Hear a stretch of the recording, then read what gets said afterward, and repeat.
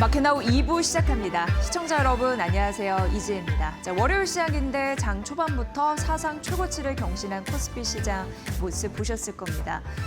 지수가 잘 가죠. 6780 그러니까 6,780선까지 넘어서 흐름들이 나타났고 삼성전자 상승 추세에 큰 문제 없고요.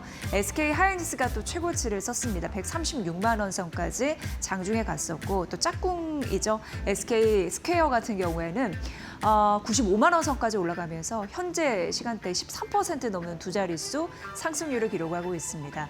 지난주와 좀 비슷한 패턴이 오늘 장에서도 펼쳐지고 있는데 전력과 전력 설비주 잘 가고요. 광통신 그리고 2차전지 섹터들이 추가적으로 오르는 흐름들이 나타나고 있습니다. 브리핑 통해서 전반적인 시장의 모습 보도록 하겠습니다. 항상 삼성전자와 SK하이닉스의 흐름을 놓칠 수 없는 이유는 올해와 내년 영업이익 추정치를 봤을 때 삼성전자와 SK하이닉스가 차지하는 비중이 70%로 도달할 가능성이 굉장히 커지고 있는 상황입니다. 그러니까 우리 시장에서 반도체가 미치는 영향력, 의존도가 굉장히 높다라고 봤을 때 항상 이런 투톱의 흐름들은 놓칠 수가 없는 거죠. 일단 KB증권에서 오늘 아침에 삼성전자에 대한 이야기를 했습니다. 사실 이후에 조금 더 말씀드릴 테지만 삼성전자를 바라보는 시티그룹의 그 목표 주가 하향 소식이 좀 있었습니다. 그럼에도 불구하고 오늘 잘 가는 흐름들이 있었고 오히려 더 국내 증권사에서 삼성전자의 목표 주가를 올리는 흐름들이 있었으니까 그런 부분 잘 연결해서 보시면 될 것 같고요. 일단 KB증권에서는 삼성전자 목표 주가를 36만 원으로 유지를 했습니다. KB증권의 리포트를 잘 보는 이유는 좀 머리에 잘 들어오더라고요. 그래서 그런 부분을 좀 알려드리고 있는 거고요. 올해 영업이익이 360조로 상향 조정된 흐름들이 있었다라고 언급을 했고 기존 대비 8% 추가적으로 상향 조정된 그런 흐름들로 목표 주가 36만 원 유지입니다.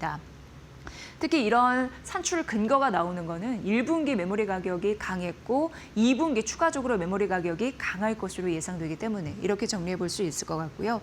머니코드에서 예전에 AI 시대가 되면서 토큰 사용량이 폭증하면서 메모리에 대한 수요가 엄청 급증하고 있다는 그 연관성에 대해서 말씀드린 적이 있는데 AI 인프라 구축에 따른 토큰 사용량 폭증 이런 부분을 다시 한번 좀 언급을 했습니다. 그러면서 역시나 메모리 가격에 대한 재평가가 이루어질 가능성 이런 부분이 긍정적이라고 봤고요. 지금 재고가 많이 떨어지고 있습니다. 그러니까 수요가 가파르게 오른 만큼 공급이 부족해지는 현상이 나타나고 있는데 메모리 재고는 이제 1주에서 2주 역대 최저치 얼마 남지 않은 상황이고요.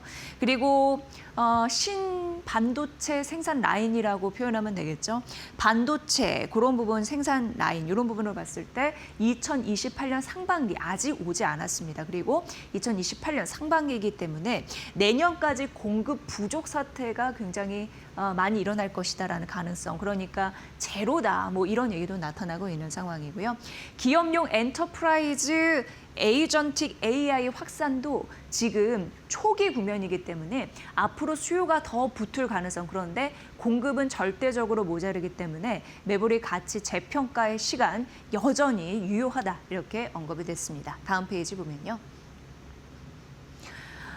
범용 AI 시대를 우리가 앞으로 살게 될 것 같습니다. 1차는 1단계는 생성형 AI였고 2차는 AI가 스스로 판단해서 행동하는 에이전틱 AI였고 내년부터 이제 27년이잖아요.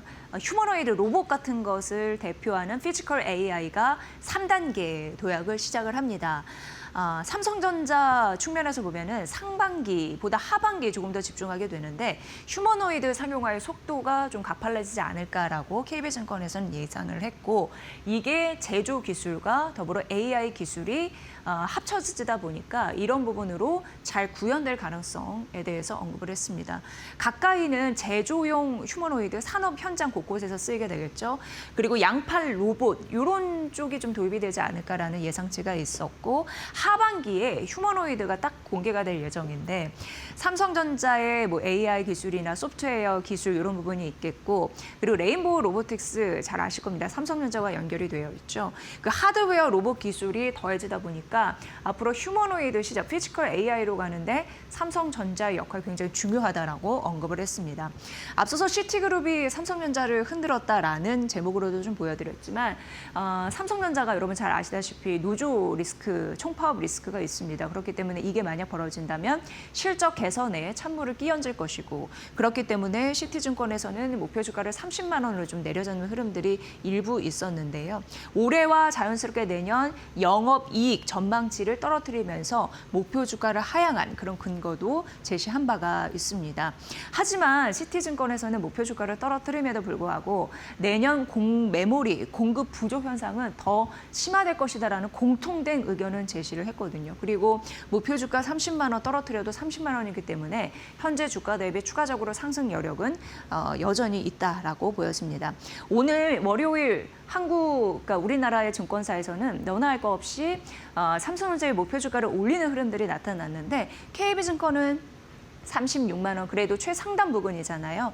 유지를 했고 그 밖에 다올 투자증권이 삼성전자에 대해서 39만 원 올려잡았고 한국투자증권이 37만 원으로 올려잡았으며 유한타증권이 34만 원 같이 올렸죠. 하나증권 역시 33만 원으로 올려잡으면서 전반적으로 삼성전자에 대해서 목표 주가의 눈높이는 높아지고 있다라는 부분 데이터 점검해 드렸습니다. 좀 보시고요. 이후에 조금 더 가파르게 올라갈 수 있는 종목군들 증권사에서 어떻게 생각하는지 더해서 말씀드리겠습니다.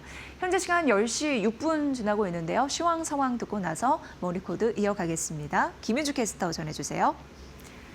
네, 오늘도 코스피는 신고가를 써내면서 랠리를 이어가고 있습니다. 전장에 잠깐 쉬었지만 4월 한 달 동안만 30% 넘게 오른 코스피인데요. 글로벌 상승률 1위를 기록하기도 했죠. 오늘도 6,780포인트까지 넘어서면서 현재 시간 기준으로도 상승세 가파른 상황입니다. 코스피와 코스닥 일제히 함께 올라주는 가운데 오늘 코스피가 6,800선까지 돌파할 수 있을지 기대감이 많이 모이고 있습니다. 반도체 투톱의 상승률이 가팔라지고 있고 특히나 SK하이닉스는 오늘 거의 6% 가까운 급등세가 붙으면서 일중 고점 부근 지나가고 있는데요. SK하이닉스 현재 시간 기준으로도 오늘 1년 중 최고가 부근, 연중 최고가 부근을 지나가고 있는 상황입니다. 마찬가지로 삼성전자도 오늘 2% 가까이 올라주고 있고 하이닉스의 상승과 함께 오늘 좀 특징적으로 SK스퀘어가 급등하고 있다는 점도 포착되고 있습니다. 13.85% 가까이 급등세 연출되고 있고요. 오늘 SK하이닉스 그리고 SK스퀘어, SK 같은 SK그룹주의 상승이 삼성전자 쪽보다 조금 더 강합니다. 아무래도 삼성전자의 총파업 이슈 때문에 목표가를 하향할 리포트가 앞서 시트에서 나왔기 때문으로 풀이되는데 그래도 메모리 반도체 수요는 여전히 강하다라는 게 뒷받침이 되어 있습니다. 파업 이슈로 조금 비용 처리에 조금 부담이 될 것이다라는 이유였고요. 일단은 삼성전자가 상승폭이 좀 제한적입니다. 2% 가까운 상승세 붙고 있다라는 점 확인되고 있습니다. 삼성전기도 5% 넘게 상승세 이어가고 있습니다. MLCC 가격 상승 그리고 FC, BGA 고부가치 같이 기판에 대한 기대감이 연일 삼성전기 쪽으로 시세를 이끌어내고 있는 상황이고요. 이제 KB증권에서는 목표 주가를 110만 원으로 올려 잡았습니다. 전장에서 105만 원짜리 목표 주가가 나왔는데 오늘은 또 110만 원으로 올려 잡으면서 삼성전기 차기 황제주에 대한 기대감 붙고 있다는 점 함께 말씀드리도록 하겠습니다.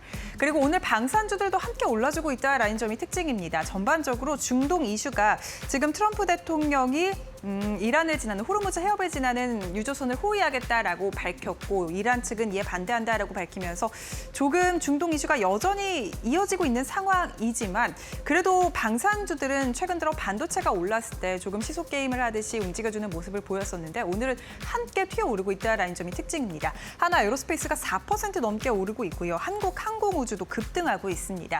그리고 현대 로템까지 오늘 전반적으로 시세를 내고 있는 상황이고요. 시장 안에서 가장 크게 오르는 업종은 전력 설비라고 볼 수 있을 것 같습니다. 전장에 이어서 오늘도 AI 데이터 센터 모멘텀이 붙고 있습니다. 특히나 호실적을 블룸에너지가 발표해주면서 이제 정말 데이터 센터에 대한 기대감이 실적으로 증명이 되고 있는 상황이고요. 이에 따라 데이터 센터 블룸에너지 쪽에 수주 공급 계약을 밝힌 산일전기 같은 경우에는 전장에 이어 오늘도 급등하고 있다는 점 함께 말씀드리도록 하겠습니다. 효성중공업도 4% 넘게 급등하면서 이제 정말 400만 원 선 진입을 눈앞에 두고 있는 상황이고요. LS 일렉트릭도 3.6%가량 상승, HD 현대 일렉트릭도 오늘 3.9% 넘게 오르면서 전력기기 3사가 일제히 튀어오릅니다. 특히나 전력기기 3사 같은 경우에는 1분기 수주가 7조 원을 넘겼다라는 소식까지 나왔습니다. 2분기 수주도 가파르게 증가할 것이다라는 예상이 크게 나오고 있는 상황이라는 점 함께 짚어드리도록 하겠습니다. 하나오션도 앞서 5천억 원가량의 공급 계약 오늘 추가적으로 나왔고요. 1%가량 상승하고 있습니다. HD 현대중공업도 2% 가까이 오르면서 오늘 조선주들도 주가 좋은 모습을 가져가고 있고요. 오늘 그리고 또 HMM이 4% 넘게 상승 중인데 HMM 부산 이전 소식을 전했습니다. 그리고 오늘 철강 관련된 종목들 안에서 포스코 홀딩스가 9% 넘게 튀어오르는데요. 철강 모멘텀도 있지만 지금 리튬 가격이 오르고 있다라는 모멘텀 타고 2차 전지 소재 관련된 종목들이 함께 올라준다라는 점 특징적으로 포착됩니다. 포스코 홀딩스의 상승과 함께 포스코 퓨처엠도 6% 넘게 상승하고 있고요. LNF도 13% 넘게 급등하고 있는데 LNF에 대해서는 오늘 증권가에서 목표가 상향 리포트가 꽤 많이 나왔습니다. 테슬라의 판매 확대 그리고 테슬라에 향 지금 배터리 공급이 좀 독점적으로 이뤄지기 있기 때문에 이에 대한 모멘텀 받을 수 있을 것이다. 그리고 ESS 모멘텀 함께 가져간다라면서 목표가 올려잡는 움직임 나오고 있고요. 오늘 13% 넘게 급등하고 있습니다. 지금 산일전기가 17% 넘게 급등하고 있는 점 지금 보이고 있는데 시장 안에서 가장 큰 상승 탄력을 받고 있다라는 점 확인되고 있습니다. 코스닥 시장 분위기도 함께 살펴보시죠. 지금 코스피 안에서는 AI 밸류체인 단으로 시세가 강하게 분출되고 있고 그간 좋아왔던 건설주들은 조금 쉬어가는 분위기가 나오고 있는데 코스닥 시장은 대부분의 종목이 일단은 빨간불 켜면서 움직여주고 있습니다. 특히나 앞서 보신 것처럼 전력설비, 전선 관련된 종목들이 코스피 시장 안에서도 가장 크게 올랐잖아요. 코스닥도 똑같습니다. 재룡전기가 무려 26% 가까이 튀어오르면서 지금 상한가 부근에서 움직이고 있는 상황이고요. 전력설비, 데이터 센터 관련된 종목들이 시장 안에서 크게 주목받습니다.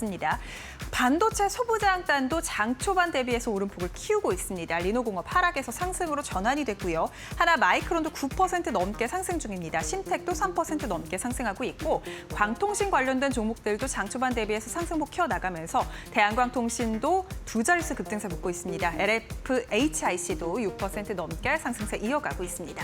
대광통신 그리고 이런 전력 설비, 전기 같은 종목들이 지금 시장 안에서 크게 주목받고 있는 상황이고 제약바이오 같은 경우에는 대부분의 종목이 오르고 있지만 오름폭을 내려놓은 종목들도 조금 생기고 있습니다. 특히나 오늘 제약바이오 안에서는 미용의료기기단이 가장 큰 주목을 받고 있는데요. 파마 리서치가 무려 10% 넘게 급등하고 있다는 점 특징적이고요. 클래시스도 4% 넘게 올라줍니다. 미용의료기기 그리고 화장품 관련된 종목들 그리고 유통 관련된 종목들까지 외국인 방문객의 증가 그리고 지금 5월 황금 연휴를 맞아서 중국, 일본 관광객의 증가와 함께 관련된 특징적 모멘텀 붙으면서 움직여주고 있다는 점 확인되고 있습니다. 그렇다면 지금 지수는 어떻게 움직이고 있을까요? 지수 상황도 바로 열어보시죠. 오늘 코스피와 코스닥이 2% 넘게 상승하면서 상승폭을 키워나가고 있습니다. 코스피는 일중 고점 부근인데요. 6,791포인트까지 올라왔습니다. 지금 6,800선 돌파를 앞두고 있는 상황이고 2.92% 넘게 튀어오릅니다. 오늘 최고가 다시 경신하고 있는 상황이고요. 코스닥도 마찬가지로 2% 넘게 상승하면서 발맞춰 움직여줍니다. 1,218포인트 지나갑니다. 오늘 대형주 특히나 지금 하이닉스가 급등하고 있다라는 점, 반도체 투톱이 시장을 이끌어주고 있다라는 점이 시장 안에서 포착이 되고 있고 SK 스퀘어도 오늘 함께 올라주면서 시총 상위 3위권에 올라선 만큼 반도체의 상승이 오늘도 코스피를 이끌어주고 있다는 점이 오늘의 특징입니다. 그렇다면 지금 매매 동향은 어떨까요? 코스피 시장부터 바로 열어보시죠. 외국인과 기관이 쌍끌이 순매수가 들어오고 있습니다. 특히 외국인이 1조 넘게 사들이고 있다는 점이 확인되고 있는데 원달러 환율이 10원가량 내리면서 출발했고 원달러 환율에 대한 부담감이 좀 낮아진 가운데 외국인의 순매수가 가파르게 들어옵니다. 개인은 차익 실현 매물 나오면서 1조 4천억가량 차익 실현 매물이 나오고 있고요. 오늘 외국인의 순매수가 강하게 뒷받침되면서 지수가 신고가를 경신하고 있습니다. 코스닥도 함께 살펴보시죠. 코스닥도 오늘 외국인의 수급이 강하게 들어오는데 기관도 함께 사들입니다. 지금 개인만의 순매도가 양시장에 펼쳐지고 있는 상황이고요. 외국인이 오늘 시장을 뒷받침해주고 있다는 점이 긍정적입니다. 장 후반까지 이러한 분위기가 이어질 수 있을지 저희와 함께 전략 잘 챙겨가시죠. 기록을 또 깰 수 있을까? 최고치 간 지수나 종목에 대해서 궁금해하는 오늘장인 듯합니다. 일단 삼성전기부터 보시죠. 오늘 52주 또 신고가를 경신한 흐름들이 나타났는데요. DB증권에서 달리는 말에 잘 올라탈 수 있을지에 대한 전략적인 접근을 해놔서 좀 소개를 해드리도록 하겠습니다. 일단 목표 주가는 105만 원으로 상향 조정한 흐름들이 있었는데요. 여기에서 수요를 좀 긍정적으로 바라보더라고요. 그러니까 삼성전기는 사실 전류를 안정적으로 흐르게 하는 핵심 부품인 MLCC를 한 손에 쥐고 있고 한 손에는 반도체용 고성능 기판이라고 해서 FCBGA를 또 한 손에 쥐고 있습니다. 그런데 MLCC는 1년 그리고 FCBGA가 반도체 기판 같은 경우에 3년 정도 수요를 확보하고 있다라는 부분에서도 앞으로 실적은 크게 문제 없겠다라는 생각이 드시죠. 그래서 목표 시총 80조를 바라보면서 긍정적인 매기가 쏠릴 수 있는 가능성에 대해서 베팅을 좀 하는 모습이었습니다. 1분기 영업이익 같은 경우에는 긍정적이었습니다. 1년 사이에 한 40% 성장하면서 2,800억 원 정도 나왔는데 사실 일회성 퇴직급여금이 또 714억 원 정도 있었거든요. 그러니까 이걸 제외하고 1분기 영업이익이 2,800억 원인데 이걸 더했더라면 3,500억 원 정도 영업이익을 기록했다라는 점 말씀드립니다. 그런데 이거보다도 더 2분기 영업이익이 잘 나올 것으로 기대가 되는 게 3,900억 원 정도 나올 것으로 예상되거든요. 그러니까 이거는 1년 사이에 83% 성장할 가능성에 대해서 DB증권에서는 언급했습니다.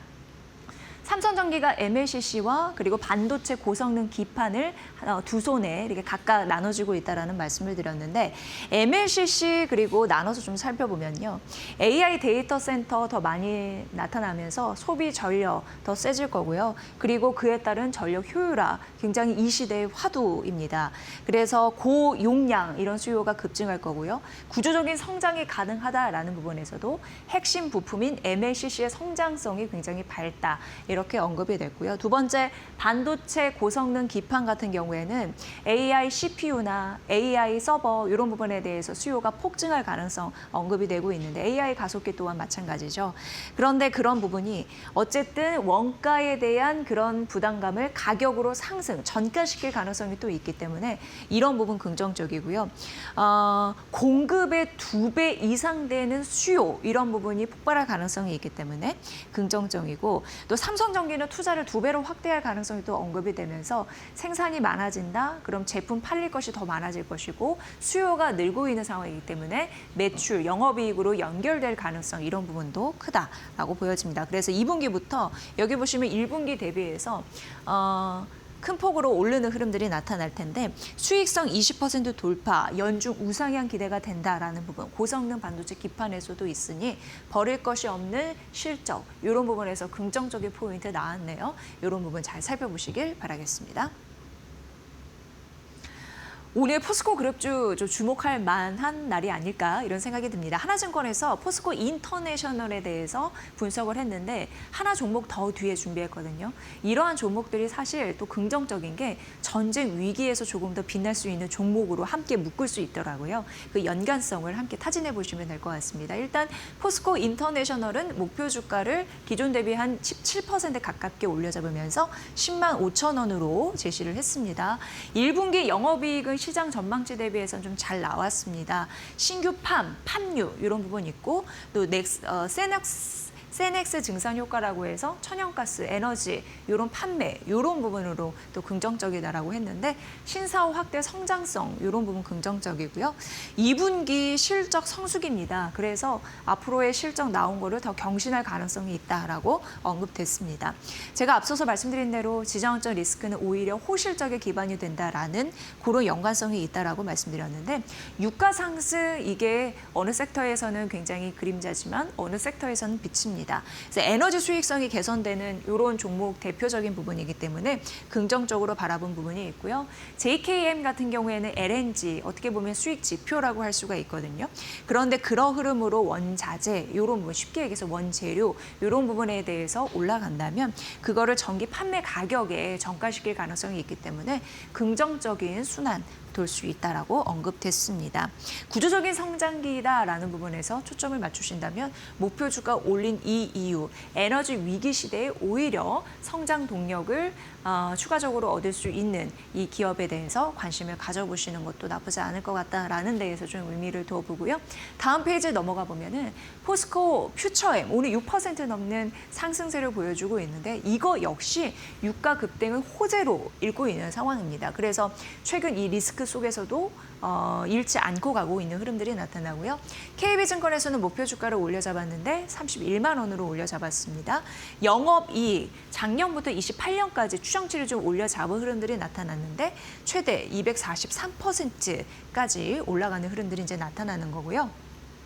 포스코 퓨처엠 같은 경우에는 지속적으로 소형 전기를 언급되더라고요. 그런데 머니코드에서 지난주 많이 언급드렸던 배터리 백업 유닛 같은 경우에 그러니까 데이터 센터의 비상 전원이라고 보시면 되는데 그 소형 전지에 따른 BBU 이 부분이 많이 언급돼서 앞으로 투자 자금은 이쪽으로 쏠리나라는 생각을 하게 됩니다. 그런데 이 부분 또 전동 공구 어쨌든 소형 전지에 대한 수요 이런 부분이 가파르게 붙으면서 긍정적으로 돈이 쏠릴 수 있는 기업들을 잘 찾는 것도 투자 아이디어에 좀 필요하지 않을까 이런 생각이 들고요.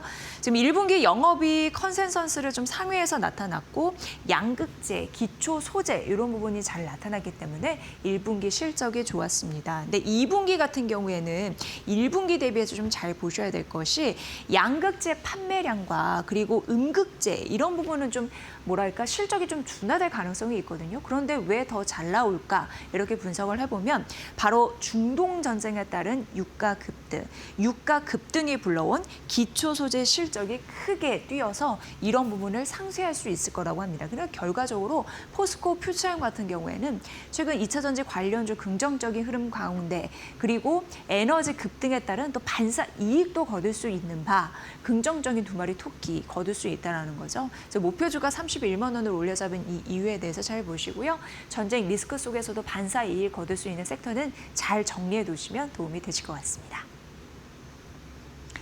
네, 그리고 LNF 오늘 급등세 보여주고 있습니다. 특히나 오늘 현재가 보니까 22만 원까지 올라가더라고요. NH투자증권에서 테슬라 가면 LNF도 오른다라는 연관성으로 리포트를 작성을 했습니다. 그리고 목표 주가 26만 원으로 올려잡았습니다. 현재 주가는 22만 원입니다.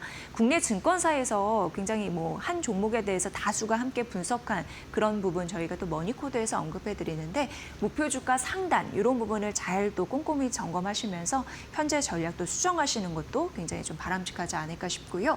일단 테슬라에서 유럽과 아시아 판매가 굉장히 잘 되고 있습니다. 올해 판매량 10% 성장률을 기록을 했고요. 테슬라는 독일에서 1년 전보다 160%, 프랑스에서 1년 전보다 109%, 그리고 아시아, 중국은 제외입니다. 이쪽에서 164% 성장한 그런 판매 기록을 내고 있는 상황이고요. 상반기 내에 유럽의 완전 자율주행 관련해서 승인이 났을 때 판매는 더 급증할 수 있습니다. 그래서 사실 테슬라가 7월부터 모델 Y에 대해서 한 20% 증산할 가능성도 생각을 하고 있거든요. 전략적으로. 그러니까 증산을 많이 한다는 거는 더 많이 팔릴 가능성을 염두에 둬서 이런 전략을 세운 거잖아요.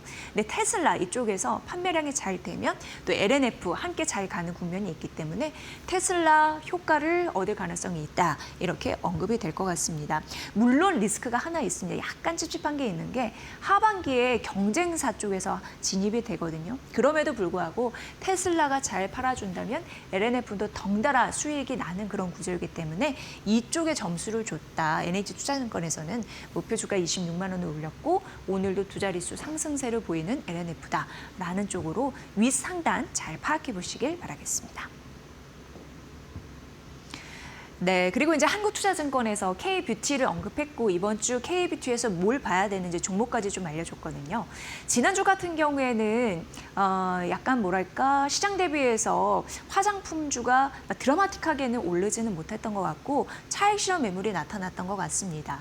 일단 화장품 수출 데이터 같은 경우에는 그래도 나쁘진 않았거든요. 미국 괜찮았고 유럽도 폭발적이었고 중국도 소비가 회복이 되면서 앞으로 수출 데이터는 더 나아질 가능성이 있을까 투자에 대한 기대감을 오히려 실어주는 그런 상황이었습니다. 그리고 호텔신라나 LG생활건강이나 F&F 이런 중국 소비주들 실적이 딱 나왔는데 또 잘 나온 흐름들이 있었거든요.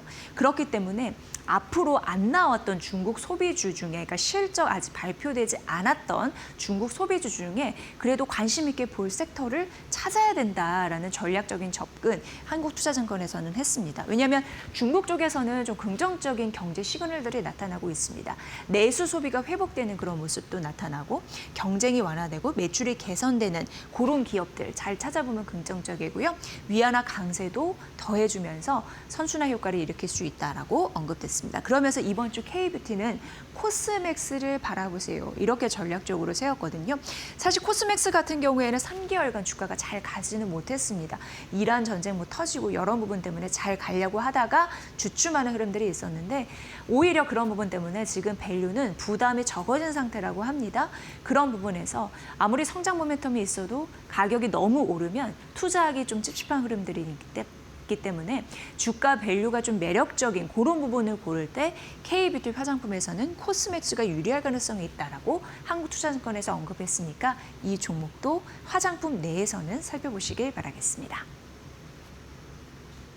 네, 크래프톤 보도록 하겠습니다. 오늘 또 괜찮은 상승률을 보이고 있는데 크래프톤 보유하신 분들은 장기가 너무나 박스권에 있다 보니까 또 주가가 지지부진하다 보니까 굉장히 좀 소심해진 그런 흐름들도 있습니다. 그런데 한국투자증권에서 목표 주가를 40만 원으로 올려잡았더라고요. 그러니까 기존 대비해서 14% 올려잡은 흐름들이 나타나면서 좀 목표 주가가 40만 원으로 오를 근거가 있을까 관심 있게 보게 됐습니다.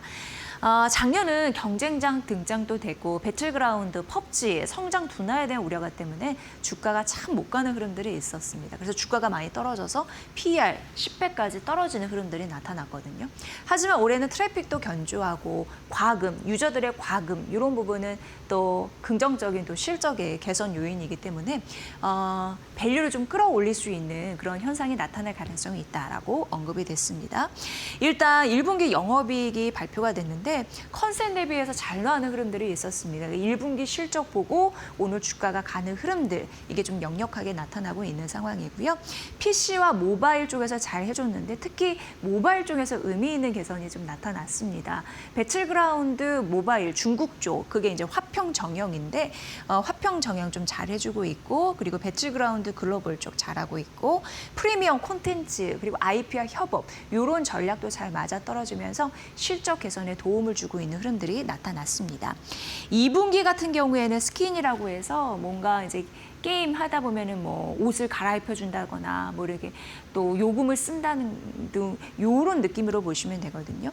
그리고 콜라보 효과 이런 부분. 그러니까 일단 돈을 쓰고 유저들이 그리고 콜라보 효과 이런 부분이 잘 나타나면서 호실적을 이뤄낼 가능성이 있다라는 부분입니다. 사실 1분기는 어떻게 보면은 계절적으로 최대의 성수기입니다. 그래서 1분기 대비해서 2분기가 잘 나올 수 있을까라고 생각하시는 분들 계실 텐데요.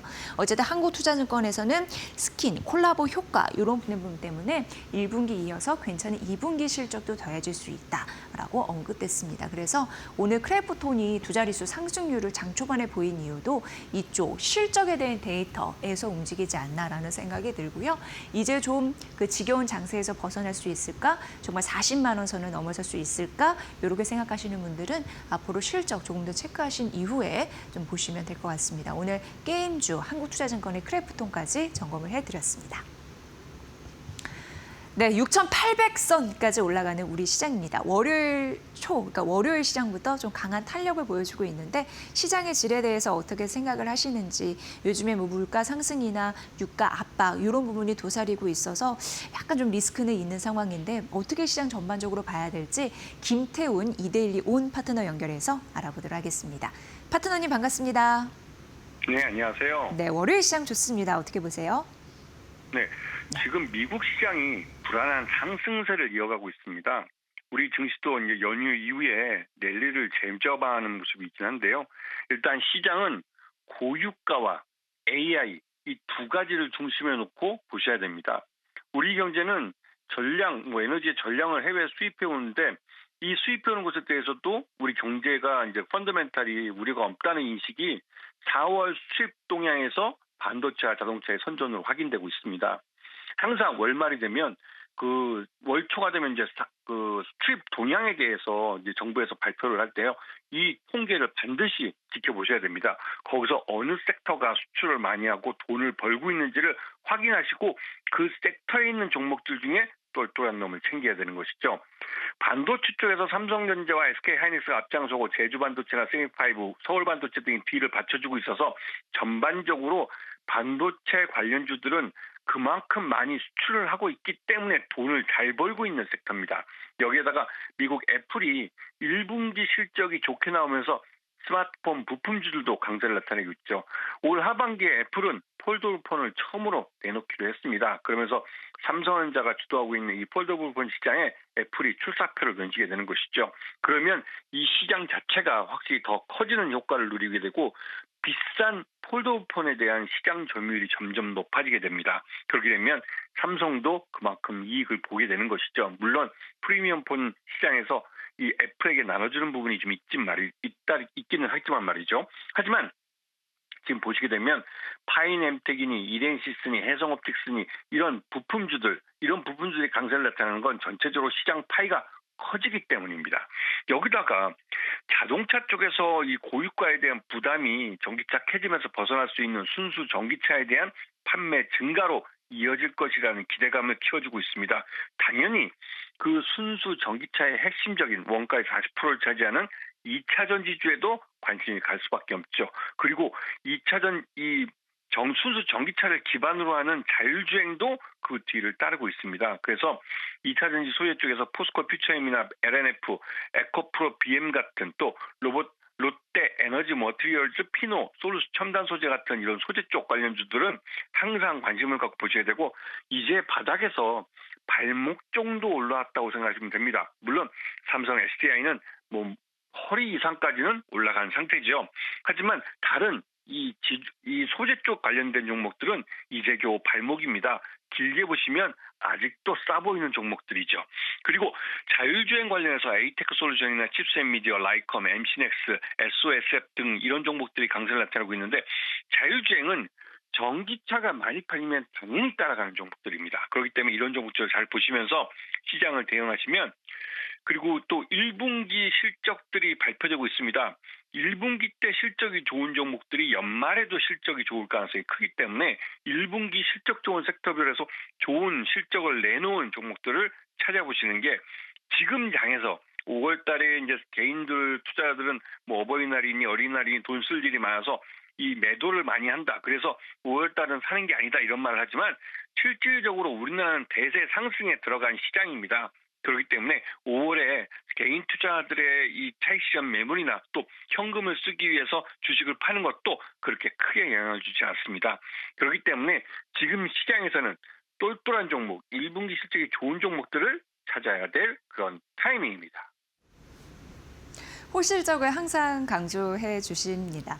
자, 이번 주는 특히나 4거래일밖에 진행이 안 됩니다. 내일도 휴장인데요. 그걸 감안해서 호실적에 대한 모멘텀 담긴 오늘의 특징주, 종목 어떤 게 있을지 가려주세요.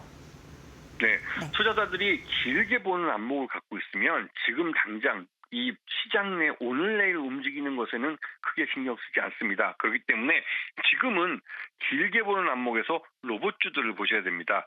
지난해 연말부터 해서 올 연초까지 1, 2월 달까지 로봇주들이 상당히 많이 올랐다가 3월, 4월 두 달 동안 크게 조정을 받았습니다. 그래서 충분히 싸게 살볼 만한 그런 자리에 와 있기 때문에 관심을 갖고 보셔야 되고 지금 보시게 되면 지금 보스턴 다이내믹스가 휴머노이드 로봇 아틀라스를 한 1000대 정도 올 하반기에 파일럿 생산할 것이라고 합니다. 그건 당연히 로봇 부품주들이 좋겠죠. 그런 면에서 현대차하고도 관계가 좋은 삼연이 5월과 6월달 창원 2공장과 3공장 가동을 시작합니다.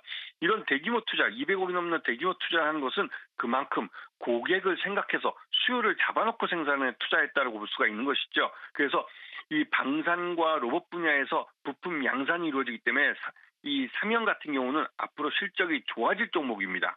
그렇기 때문에 지금 충분히 싼 가격에 살 수 있는 기회를 주는 것이죠. 네, AI 시대에 로봇 중요하고 또 게다가 저렴한 매수 가격이 있다라는 그런 두 가지 포인트 정리해 주셨습니다. 사면 관심 있게 보고 있겠습니다. 고맙습니다. 네, 감사합니다. 네, 김태훈 이데일리 오음 파트너와 함께했습니다. 자, 오늘 장 또 기분 좋게 마무리가 돼야지. 그리고 이번 주장 5월 시작이 잘 스타트가 될 텐데요. 시장에 혹시 리스크는 없을지 또 알고 보는 게 굉장히 중요하기 때문에 다음 코너에서 그런 부분 잘 챙겨드리도록 하겠습니다. 잠시만요.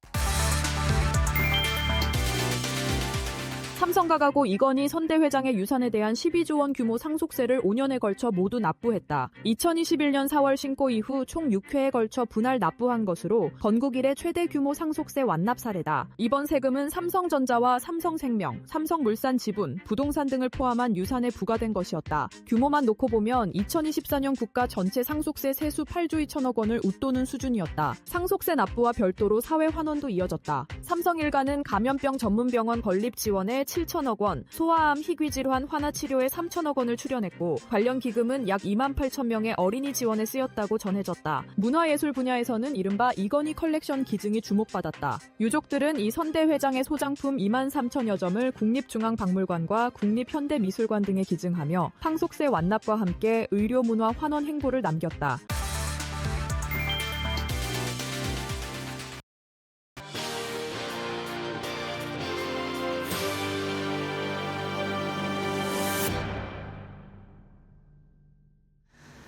네, 오늘은 시장에 혹시 리스크거리 이런 부분 잘 좀 해결이 될 수 있을지 초점을 맞춰서 이야기를 해보도록 하겠습니다. 지난주 자본시장을 흔들었던 게 바로 JR 글로벌 리츠입니다. 기업 회생 이야기 시작을 해보도록 하겠습니다.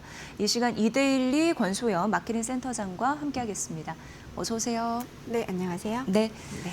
이게 사실 이제 일각에서는 레고랜드 사태가 네. 떠오른다고 하면서 증시가 잘 가다 보니까 이 이슈를 놓치는 분들이 계신데 굉장히 또 회사채 시장이나 주시장에서 가볍게 볼 만한 이슈는 아니어서 굉장히 중요합니다. 맞아요. 우선 리츠는 무엇인지 센터장님 좀 소개를 좀 부탁드릴게요. 아마 리츠 배당 목적으로 투자하시는 분들 많을 텐데요. 일단 리츠라는 상품에 대해서 좀 설명을 드리면 리얼 에스테이트 인베스트먼트 트러스트라는 거 이제 앞글자를 따가지고 리츠라고 부르거든요. 그러니까 다수의 투자자로부터 자금을 모아서 부동산 그리고 부동산 관련 증권에 투자를 해서 운용을 하고 그 수익을 투자자에게 돌려주는 이제 부동산 간접 투자 기구, 이것도 사실 주식 회사예요. 네. 근데 이게 사실 이제 1997년에 외환위기 때 이제 기업도 굉장히 많이 어려워졌잖아요. 근데 기업들이 굉장히 이제 부동산을 많이 보유하고 있는 경우들이 많으니까 이 부동산을 좀 유동화해서 구조조정을 돕자 이래서 만들어진 게 부동산 투자 회사법인데 이거를 2001년에 제정을 해서 그때 처음 리츠라는 상품이 도입이 됐습니다. 네, 사실 리츠를 통해서 조달한 자금을 어디에 투자하는가에 따라서 뭐 오피스 리츠가 될 수도 있고 리테일 리츠, 그리고 보통 이제 쇼핑몰, 아울렛, 백화점 이런 데 투자하면 이제 리테일 리츠라고 하고요. 뭐 호텔에 투자하면 호텔 리츠, 뭐 주거 상품에 투자하면 주거 리츠, 그리고 뭐 요새 물류라든가 뭐 산업 리츠도 있고요. 뭐 여러 군데에 같이 이제 포트폴리오를 만들어서 투자하는 복합 리츠, 뭐 종류가 굉장히 다양한데요. 이게 사실 이제 부동산을 소유하고 관리하면서 해당 부동산에 보통 이제 우리가 부동산을 보유하고 있음으로써 얻을 수 있는 게 임대료잖아요. 네. 그러니까 임대료에서 여러 가지 관리를 빼고 남은 배당 가능 이익의 90% 이상을 배당을 해야 법인세 혜택을 받을 수 있기 때문에 보통은 배당을 굉장히 많이 줍니다. 그래서 이제 배당주로 각광을 좀 받았던 건데 특히나 저금리 시대 때 배당 많이 주는 배당 수익률이 높은 리츠 굉장히 관심이 좀 많았었죠. 실제로 보면 2023년 기준으로 보면 국내 상장 리츠의 연환산 평균 배당률이 7.4%였거든요. 그리고 리츠를 사서 3년 이상 보유를 하면서 받은 배당금은 9.9%의 분리과세를 3년 동안 적용을 받을 수 있기 때문에 특히 이제 노후 자금, 큰돈을 부리는 분들이 리츠에 관심을 좀 많이 가졌었습니다. 네. 그러니까 지금 문제가 되는 JR 글로벌 리츠 같은 경우에는 그럼 네. 어디에 투자하는 그런 자산인지 궁금한데요. 사실 네. 이름에 글로벌이 들어있으니까 네. 아마 유출하실 수 있을 텐데 해외 부동산에 투자하는 리츠입니다. 그러니까 JR 투자 운용이 만들어서 2020년 8월 7일 날 상장이 됐는데요. 지금 이 JR 글로벌 리츠는 2개의 오피스 빌딩을 담고 있었어요. 하나가 벨기에 브뤼셀에 있는 파리스타워 컴플렉스라는 곳이고요.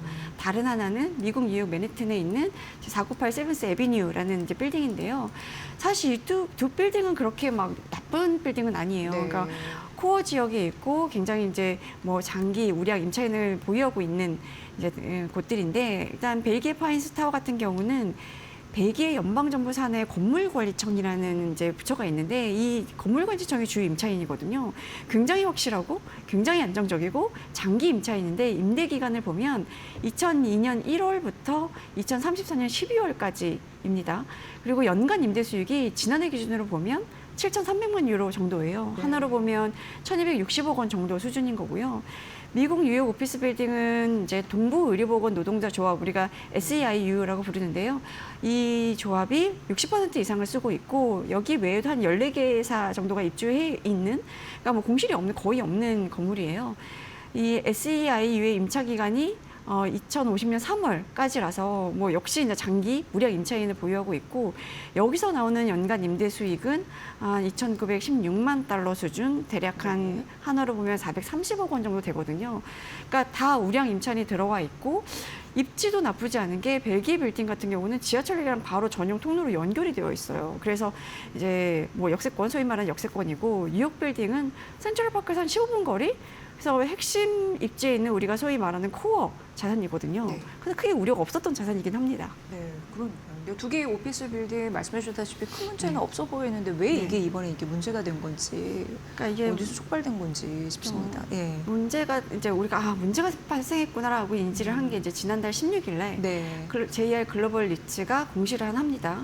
현금 유보 이벤트가 발생했다라고 하는 건데 그 벨기에 빌딩의 자산 가치가 하락하면서 대주단하고 맺은 담보 인정 비율 그 LTV를 하회하면서 약정 위반 상태가 됐다라고 이제 밝힌 거거든요. 그래서 보통은 이제 배당하는 수익의 대부분을 투자자들한테 배당으로 이제 줘야 되잖아요. 네. 근데 배당 못 합니다. 이제 이거를 채무 상환에 써야 되니까 현금으로 갖고 있어야 됩니다라고 이제 공시를 한 거예요. 이게 벨기에 빌딩을 살 때 투자한 금액이 8,100억 원 정도 되고요. 미국 뉴욕 맨하튼 빌딩 살 때 한 1,900억 원 정도 투자를 했거든요. 근데 이 JR 글로벌 리츠 상장할 때 프리 IPO 그리고 공모 자금을 합쳐서 조달한 게 한 8천억 원 정도 돼요. 네. 이 자금만으로 부족하니까 이제 돈을 현지에서 빌렸습니다. 그때 LTV 약정을 한 건데 이게 담보 인정 비율이라는 게 지금 자산 가치가 있고 그거 대비 대출액이 어느 정도냐. 예를 들어 뭐 빌딩을 뭐 몇천억 원 샀는데 거기에 대출액이 뭐 한 절반 정도다. 그럼 50% 정도가 되는 건데 이 대출을 받을 때 약정을 한 게 대출액이 자산 가치 대비 50.5%를 넘으면 대출을 조기 갚으라고 요구할 수 있는 이제 권한 네, 이런 네, 것들이 네. 이제 대주단한테 생기는 거예요. 근데 실제로 빌딩의 자산 가치가 하락하면서 이 비율이 61%로 올라갔고 그럼 약정 위반이 됐으니까 일단 배당 가능 이익을 채무 상환에 써. 약간 이렇게 된 거죠. 근데 실제로 사실 보면 코로나19 이후에 사실 우리나라는 거의 이제 일터로 돌아왔잖아요. 예. 재택근무를 한창 하다가 거의 이제 사무실로 돌아와서 오피스 빌딩 가치가 어느 정도 회복이 됐어요. 근데 유럽이나 미국은 사실 재택근무라는 기조가 완전히 자리를 잡는 계기가 이제 코로나19로 잡혔고 그 이후에 이제 또 고금리 기조가 되면서 빌딩 가치들이 좀 많이 하락을 했거든요. 실제로 보면 MSCI에서 거의 이제 분기별로 이 각 주요 도시의 뭐 상업용 빌딩 이 가치들을 좀 데이터화해가지고 이제 낸 자료가 있는데 가장 최근께 보니까 작년 4분기 거더라고요. 이걸 보면 주요 도시 상업용 부동산 가격은 1년 전에 비해서 4.7% 하락을 했습니다. 이게 2022년 6월에 고점이었는데 그 고점 대비로 보면 한 15% 정도 떨어졌어요. 근데 특히 유럽 지역의 가격 하락이 굉장히 가팔랐거든요. 그러니까 런던의 상업용 부동산 가격은 이 3년 반 만에 한 35% 급락을 했고 베를린 같은 이제 주요 도시, 독일의 주요 도시 8곳 가격은 33% 하락했어요. 네. 굉장히 많이 떨어진 건데 이렇게 자산 가치가 하락하게 되면 그 자산의 담보력이 약해질 거고 담보 인정 비율 약정 위반이 발생할 수밖에 없는 상황이 된 거죠. 여기다 이제 금리 오르면서 이자 부담도 계속 늘었는데 JR 글로벌 리츠만 해도 처음에는 7억 2,400만 유로를 이제 담보대출을 받았는데 그때만 해도 연 1.05%, 1.05%의 고정금리 조달했어요. 굉장히 낮은 금리인 거죠. 네. 근데 이게 2024년 만기가 됐거든요. 그때 4.4% 금리로 처음 발행을 했습니다. 그러니까 금리가 껑충 튄 거죠. 그러면서 연간 이자 비용이 원래는 한 100억 원대였는데 이게 이제 400억 원대로 이제 급증을 한 거죠. 네. 여기에다가 실제 이제 원화 가치가 많이 하락을 했잖아요. 그러면서 환해지 정산 부담도 늘었는데 JR 글로벌 리츠는 사실 이제 이렇게 되면 임대 수익보다 이자가 나가는 이 비용이 커지고 이러면서 이거를 이제 메꾸기 위해서 단기채를 발행해서 좀 버텨왔거든요. 이 단기채를 기존에는 이제 단기채니까 3개월 단위로 이제 발행한 걸 차환하고 이렇게 해서 계속 이제 이어왔는데 이게 이제 자산 가치가 하락하고 이러니까 지난달부터는 이 만기가 뭐 보름으로 짧아지더니 예, 열흘 단위로 굉장히 이제 짧아진 거예요. 네, 네. 그러니까 열흘마다 이제 차환을 해야 되는 상황이 된 건데 그러다가 지난달 27일에 만기가 돌아온 400억 원을 갚지 못해서 이제 서울회생법원에 회생 절차 개시를 신청했다라고 공시를 했죠. 그래서 지금 상황은 법원에서 지난달 30일에 대표자 신문기일을 열었고요. 일단 회사 자산, 채권 동결했고 채권자들과의 자율 구조 조정 가능성을 좀 들여다보고 있는데 그 JR 글로벌 리츠가 기업 회생을 신청을 하면서 채권단하고 자율 협의를 통해서 정상화를 추진하겠다. 이게 우리가 자율 구조 조정 지원이라고 ARS라고 부르거든요. 이 프로그램을 함께 신청을 해서 지금은 채권단이랑 조금 조율할 수 있는 여지가 있나를 보고 있는 단계이긴 합니다. 네. 앞서서 센터장님께서 원화 가치 하락 때문에 환해지, 정상 부담 이런 부분이 생겼다고 했는데 어떤 네. 구조적인 그런 문제가 있는 건가요? 그러니까 이게 해외 네. 글로벌 자산을 하다 보니까 네. 환율 변동에 따른 리스크가 분명히 있을 수밖에 네네. 없잖아요. 그 리스크를 없애기 위해서 환해지를 이제 했습니다. 보통은 이제 해당 국가의 통화 선물을 매도하는 방식으로 환해지를 하거든요. 지금 살 때는 통화를 사야 되니까 몇 년 후에는 그러니까 선물을 매도하는 방식으로 이제 그 환율을 고정을 하는 거죠. 근데 원화 가치가 떨어지고 해당 통화 가치가 올라가면 이제 그만큼 파생상품 평가 부치로 잡혀요. 이 재무제표에는. 그래서 보면 지난해 말 기준으로 JR 글로벌 리츠의 파생상품 평가 부채가 1,350억 원 규모로 잡혔고 이게 그 전해만 해도 1,440억 원 정도였거든요. 이게 이제 300억 원 이상 늘어난 거고 이 환해지 계약을 현재 환율로 평가를 해봤더니 그만큼 환율이 올라서 갚아야 될 돈이 굉장히 많아졌다라는 얘기인 겁니다.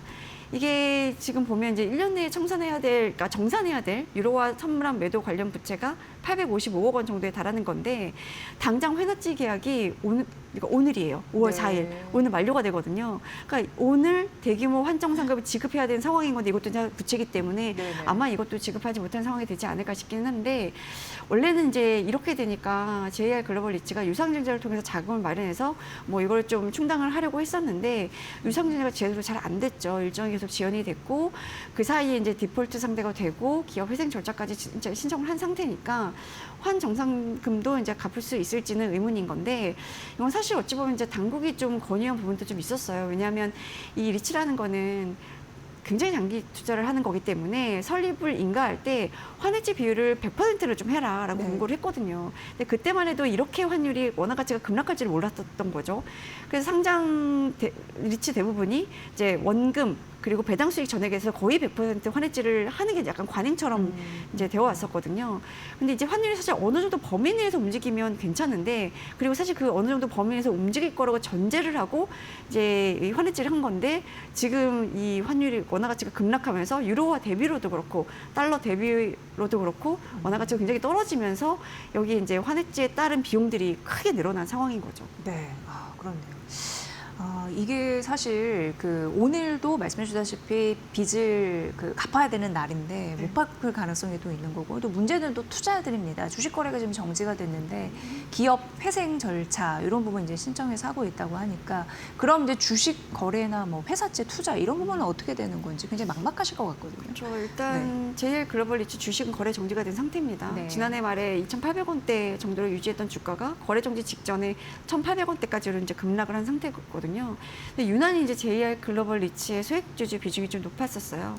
지난해 말 기준으로 보면 소액주주가 28,000여 명 정도에 달하는데 전체 지분의 73% 정도를 소액주주들이 갖고 있었어요. 그러니까 뭐 이분들은 지금 이제 발 동동 구르고 있는 상태일 텐데 이게 워낙 배당주다 보니까 아까 말씀드렸던 것처럼 노후 자금을 투자했거나 은퇴자들이 이제 투자했을 가능성이 이제 굉장히 높은 상황이고요. 네네. 채권 시장에서도 마찬가지인 게 JR 글로벌 리츠가 발행한 회사채 4개 종목이 지금 장내 채권 시장에서 거래가 되고 있는데 이게 사실 기업회생 절차 신청한 다음 날 30%씩 다 일제히 모든 네, 4개 종목이 다 네. 급락을 했더라고요.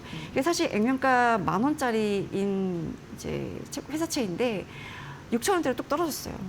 그래서 이제 국회 전자청원 사이트에까지 이제 글이 등장을 했는데 그 청원을 한 분 이제 글을 읽어보니까 이게 안전자산이다라는 운용사 홍보를 믿고 투자를 했다. 그런데 갑작스럽게 이렇게 디폴트가 되고 법정관리 신청하고 이러면서 지산 피해가 심각하다. 그러니까 이게 운용사의 무책임한 경영에 뭐 배임에 뭐 이런 것들에 대해서 좀 철저히 조사를 해달라는 내용인데 거기에 더해서 투자자 보호장치를 마련해달라고 촉구를 한 건데 사실 이게 불안전 판매 가능성이 있는지는 따져봐야 되긴 할 텐데 이게 어쨌든 이제 투자의 주체는 이제 투자자인 거니까 투자에 관련된 의사결정에 대한 책임은 투자자가 져야 되는 거잖아요. 그래서 이 소액투주라든가 아니면 이제 회사채 투자자들에 대한 구제책이 어떤 방식이 있을 수 있을지는 좀 봐야 될 것 같기는 해요.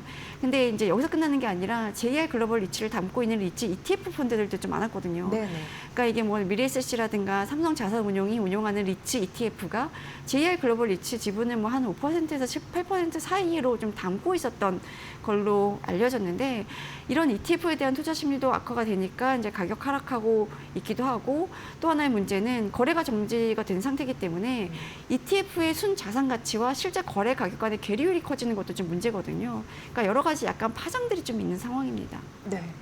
JR 글로벌 리츠에 투자하시는 분들 굉장히 답답하실 텐데 투자를 안 했더라도 이런 이슈를 또 설명해 주시는 이유가 이게 다른 리츠로도 확산될까에 대한 우려감 때문이 아닐까 싶은데요. 어떻게 보세요, 그렇죠. 센터장님께서? 지금 해외 부동산에 투자 네. 리츠의 경우에는 이제 여러 가지 악재가 좀 겹치긴 했어요. 네네네. 일단 해외 부동산 자산 가치가 급락하면서 담보 가치가 좀 떨어진 거. 대부분 해외 글로벌 리츠들이 이제 현지에서 자금을 빌려서 투자를 한 면이 있기 때문에 그 대주단과의 약정 이런 부분에 위반이 발생할 수 있는 이제 상황이 있고 몇 개 해외 글로벌 리츠들은 실제로 이제 급하게 이제 리파이낸스를 하거나 뭐 약간 그 간당간당하게 한 네네. 경우들 좀 있거든요. 환정산금도 간당간당하게 이제 갚은 경우들도 있고 이런데 이게 사실 언제 터져도 이상하지 않은 상황이고요. 거기다 이제 고금리 기조 그리고 고환율 뭐 이런 것들이 다 공통적으로 이제 작용하고 있기 때문에 굉장히 어려운 상황이긴 한데요. 사실 코로나 이전에 리츠로 투자한 뭐 미국과 유럽의 오피스 빌딩 상당수가 뭐 인수를 위해 빌린 돈의 만기가 이제 올해와 내년 사이에 돌아오는 경우들이 좀 많기 때문에 만약에 이런 경우 리파이낸싱이 안 되면 JR 글로벌 리츠와 좀 비슷한 사례가 나올 수도 있다라는 좀 우려가 좀 있긴 합니다.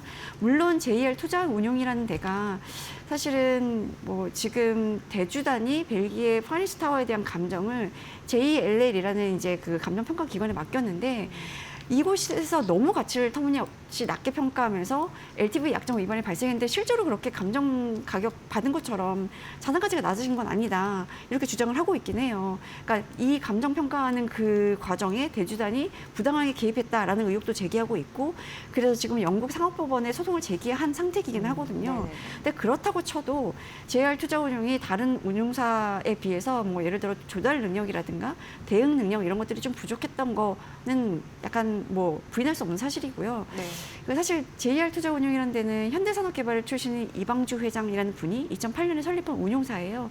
그래서 주주 구성을 보면 거의 사실상 이방주 회장의 개인 회사라고 개인 회사나 다름없거든요. 그래서 뭐 대기업이나 금융지주 산하의 운용사에 비해서는 좀 대응이 한계가 있다라는 평가가 좀 나오고 있고 그래서 이런 점들을 좀 따져서 리츠 시장에서도 투자를 하실 때 리츠는 분명히 이제 고배당주가 맞고 사실 리츠의 가격들이 좀 많이 떨어졌기 때문에 배당 수익률은 상대적으로 올라간 면이 있기 때문에 배당주 투자를 하겠다고 하시는 분들은 지금 뭐 오히려 이제 저가 매수 기회를 활용할 수도 있는 거거든요.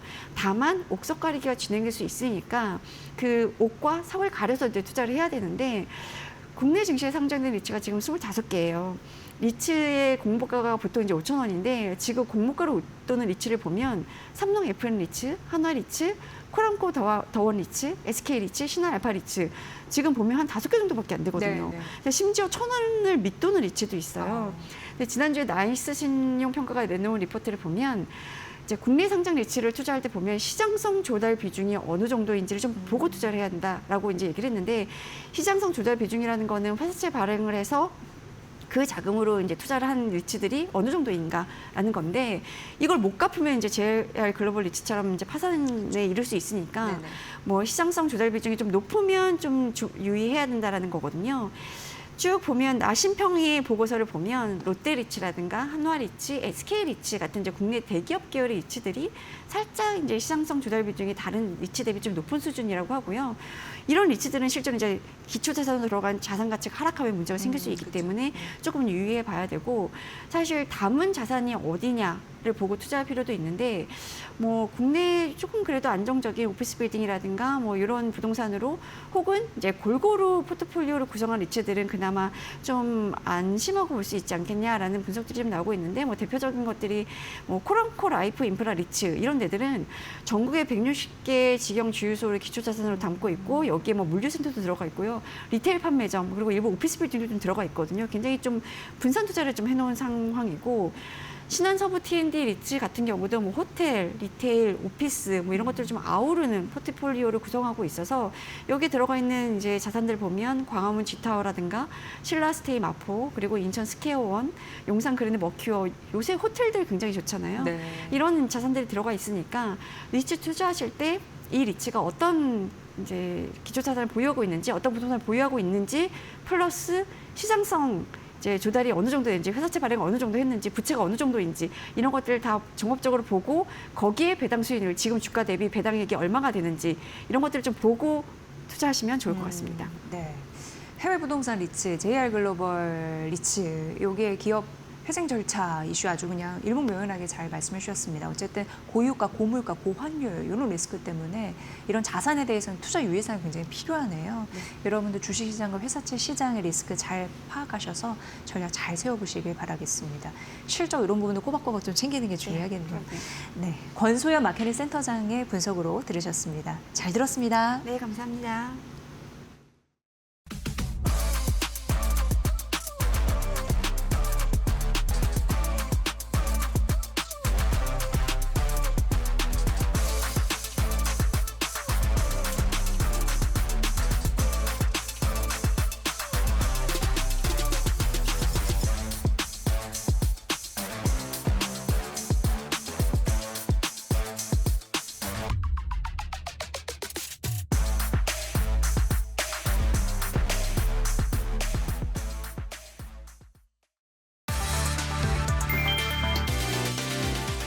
트럼프 미국 대통령이 호르무즈 해협에 발이 묶인 선박들을 안전하게 이동시키는 프로젝트 프리덤 작전을 시작하겠다고 밝혔다. 중동 분쟁과 무관한 선박과 선원들을 제한 수역 밖으로 유도해 항행을 정상화하겠다는 구상이었다. 트럼프 대통령은 각국 선박이 단지 중립적이고 무고한 존재라며 선원들의 식량과 필수 물자 부족도 심각해지고 있다고 설명했다. 이번 조치는 인도적 절차라고 강조하면서도 방해가 있을 경우 강력한 대응이 불가피하다고 경고했다. 문제는 군사 충돌 가능성이다. 미국이 선박 안전 항로를 직접 유도하는 순간 이란과의 긴장이 다시 높아질 수 있기 때문이다. 호르무즈 해협은 전 세계 원유와 LNG의 약 20%가 지나는 핵심 길목이었다. 봉쇄가 길어질수록 유조선 대기와 저장 공간 부족, 산유국 감산 압박이 겹치며 국제 유가 불안은 더 커지는 구조였다.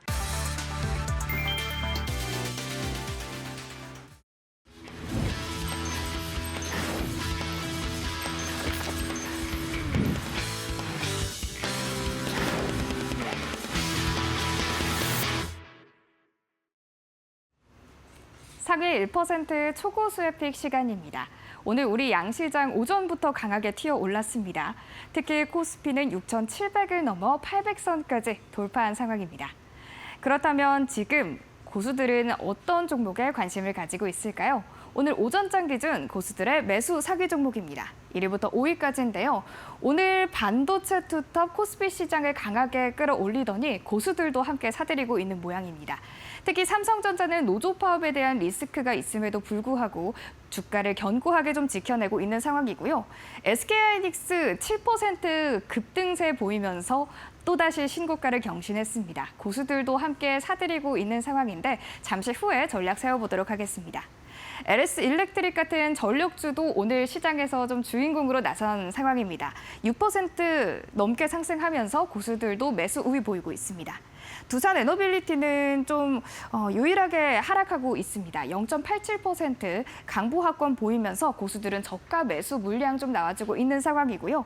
RF 머트리얼스는 RFHIC가 호실적을 발표하면서 자회사도 함께 관심 받아나가고 있는 상황입니다. 오늘 18% 급등세 좀 두드러지고 있는 상황입니다.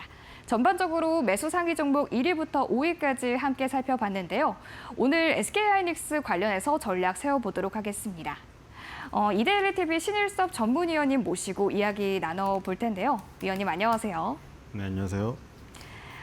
오늘 SK하이닉스 또 한 번 신고가를 경신했습니다. 앞선 미증시의 영향을 받고 있는 상황 같은데요. 앞으로 이제 본격적인 상승 궤도에 좀 접어든 상황일지 증권가에서 제시했던 목표가 200만 원까지 좀 노려볼 수 있을지 궁금합니다. 네, 한 1년 전만 해도 주식을 한다고 하는 것을 지금 막 숨기고 얘기를 안 하고 좀 그런 좀 형태였거든요. 왜냐하면 자신이 수익을 봤다고 하면 뭔가 질투를 불러일으킬 것 같고, 그렇다고 수익을 본 사람 말고는 다 손실을 봤기 때문에, 그래서 수익을 본 사람이건 손실을 본 사람이건 얘기를 안 했었어요, 다들. 근데 요즘 보면은 그냥 다 얘기합니다. 왜냐면 다 벌었으니까. 그러니까 정말 안 하는 뭐 소수의 손실 본 사람 빼고는 굉장히 수익을 많이 거뒀다는 생각이 들거든요. 왜냐면 저번에 그 전력주인가요? 그것도 보여드렸지만 SK하이닉스도 개인 투자자분들 수익 많이 보셨습니다. 왜냐면 외국인 기관 수급에 항상 지금 반대로 갔던 것들이 SK하이닉스는 지금 같이 따라가는 흐름이거든요. 지금 제가 느끼기에는 뭐 인천공항 이용객이 늘고, 지금 연휴 때 뭐 사람이 다 쇼핑을 하고 붐비는 거, 지금 연휴가 길어서만은 그런 건 아닌 것 같아요. 지금 자산의 축적이, 자산의 증식이 많이 되었어요. 그래서 지금 분위기가 좋아요. 사람들이 돈을 많이 씁니다. 왜 돈을 많이 쓸까요? 지금 주식 부동산 가격 다 올랐어요. 웬만하신 분들은 수익을 많이 거두신 걸로 지금 판단이 됩니다. 저기 지금 초고수 픽만이 아니에요. 일반 분들이 대다수가 삼성전자, SK하이닉스 기본적으로 가지고 계신 거 돈 많이 버셨을 거라고 생각이 됩니다. 지금 실현을 안 했더라도 지금 누적 수익이 어마어마할 거예요. 그러니까 지금 여기저기 돈을 뿌리실 겁니다. 5월달 내내 그런 것이 지금 저는 진행이 되리라 보이고요. 그래서 SK하이닉스, 삼성전자가 계속 강하고, 그리고 지금 이 우리나라의 이 포지션이 상당히 좋아요. 엔비디아의 GPU라는 핵심 칩 옆에 정보를 저장하는 장치로 HBM이 달리는데, 그게 이제 슈퍼 을이 되었고, 그것이 이제 계속해서 필요하려면 전력이 필요하다. 그런데 그 미국의 전력도 다 우리나라가 잡고 있거든요. 그렇기 때문에 우리나라의 지금 이 종목 구조가 너무 좋습니다. 이 핵심 헤게모니를 모두 잡고 있기 때문에 엄청나게 강하죠. 그리고 거기에 다 개인 투자자들이 놓치지 않고 있기 때문에 굉장히 큰 수익을 거두고 있다고 보시면 되겠죠.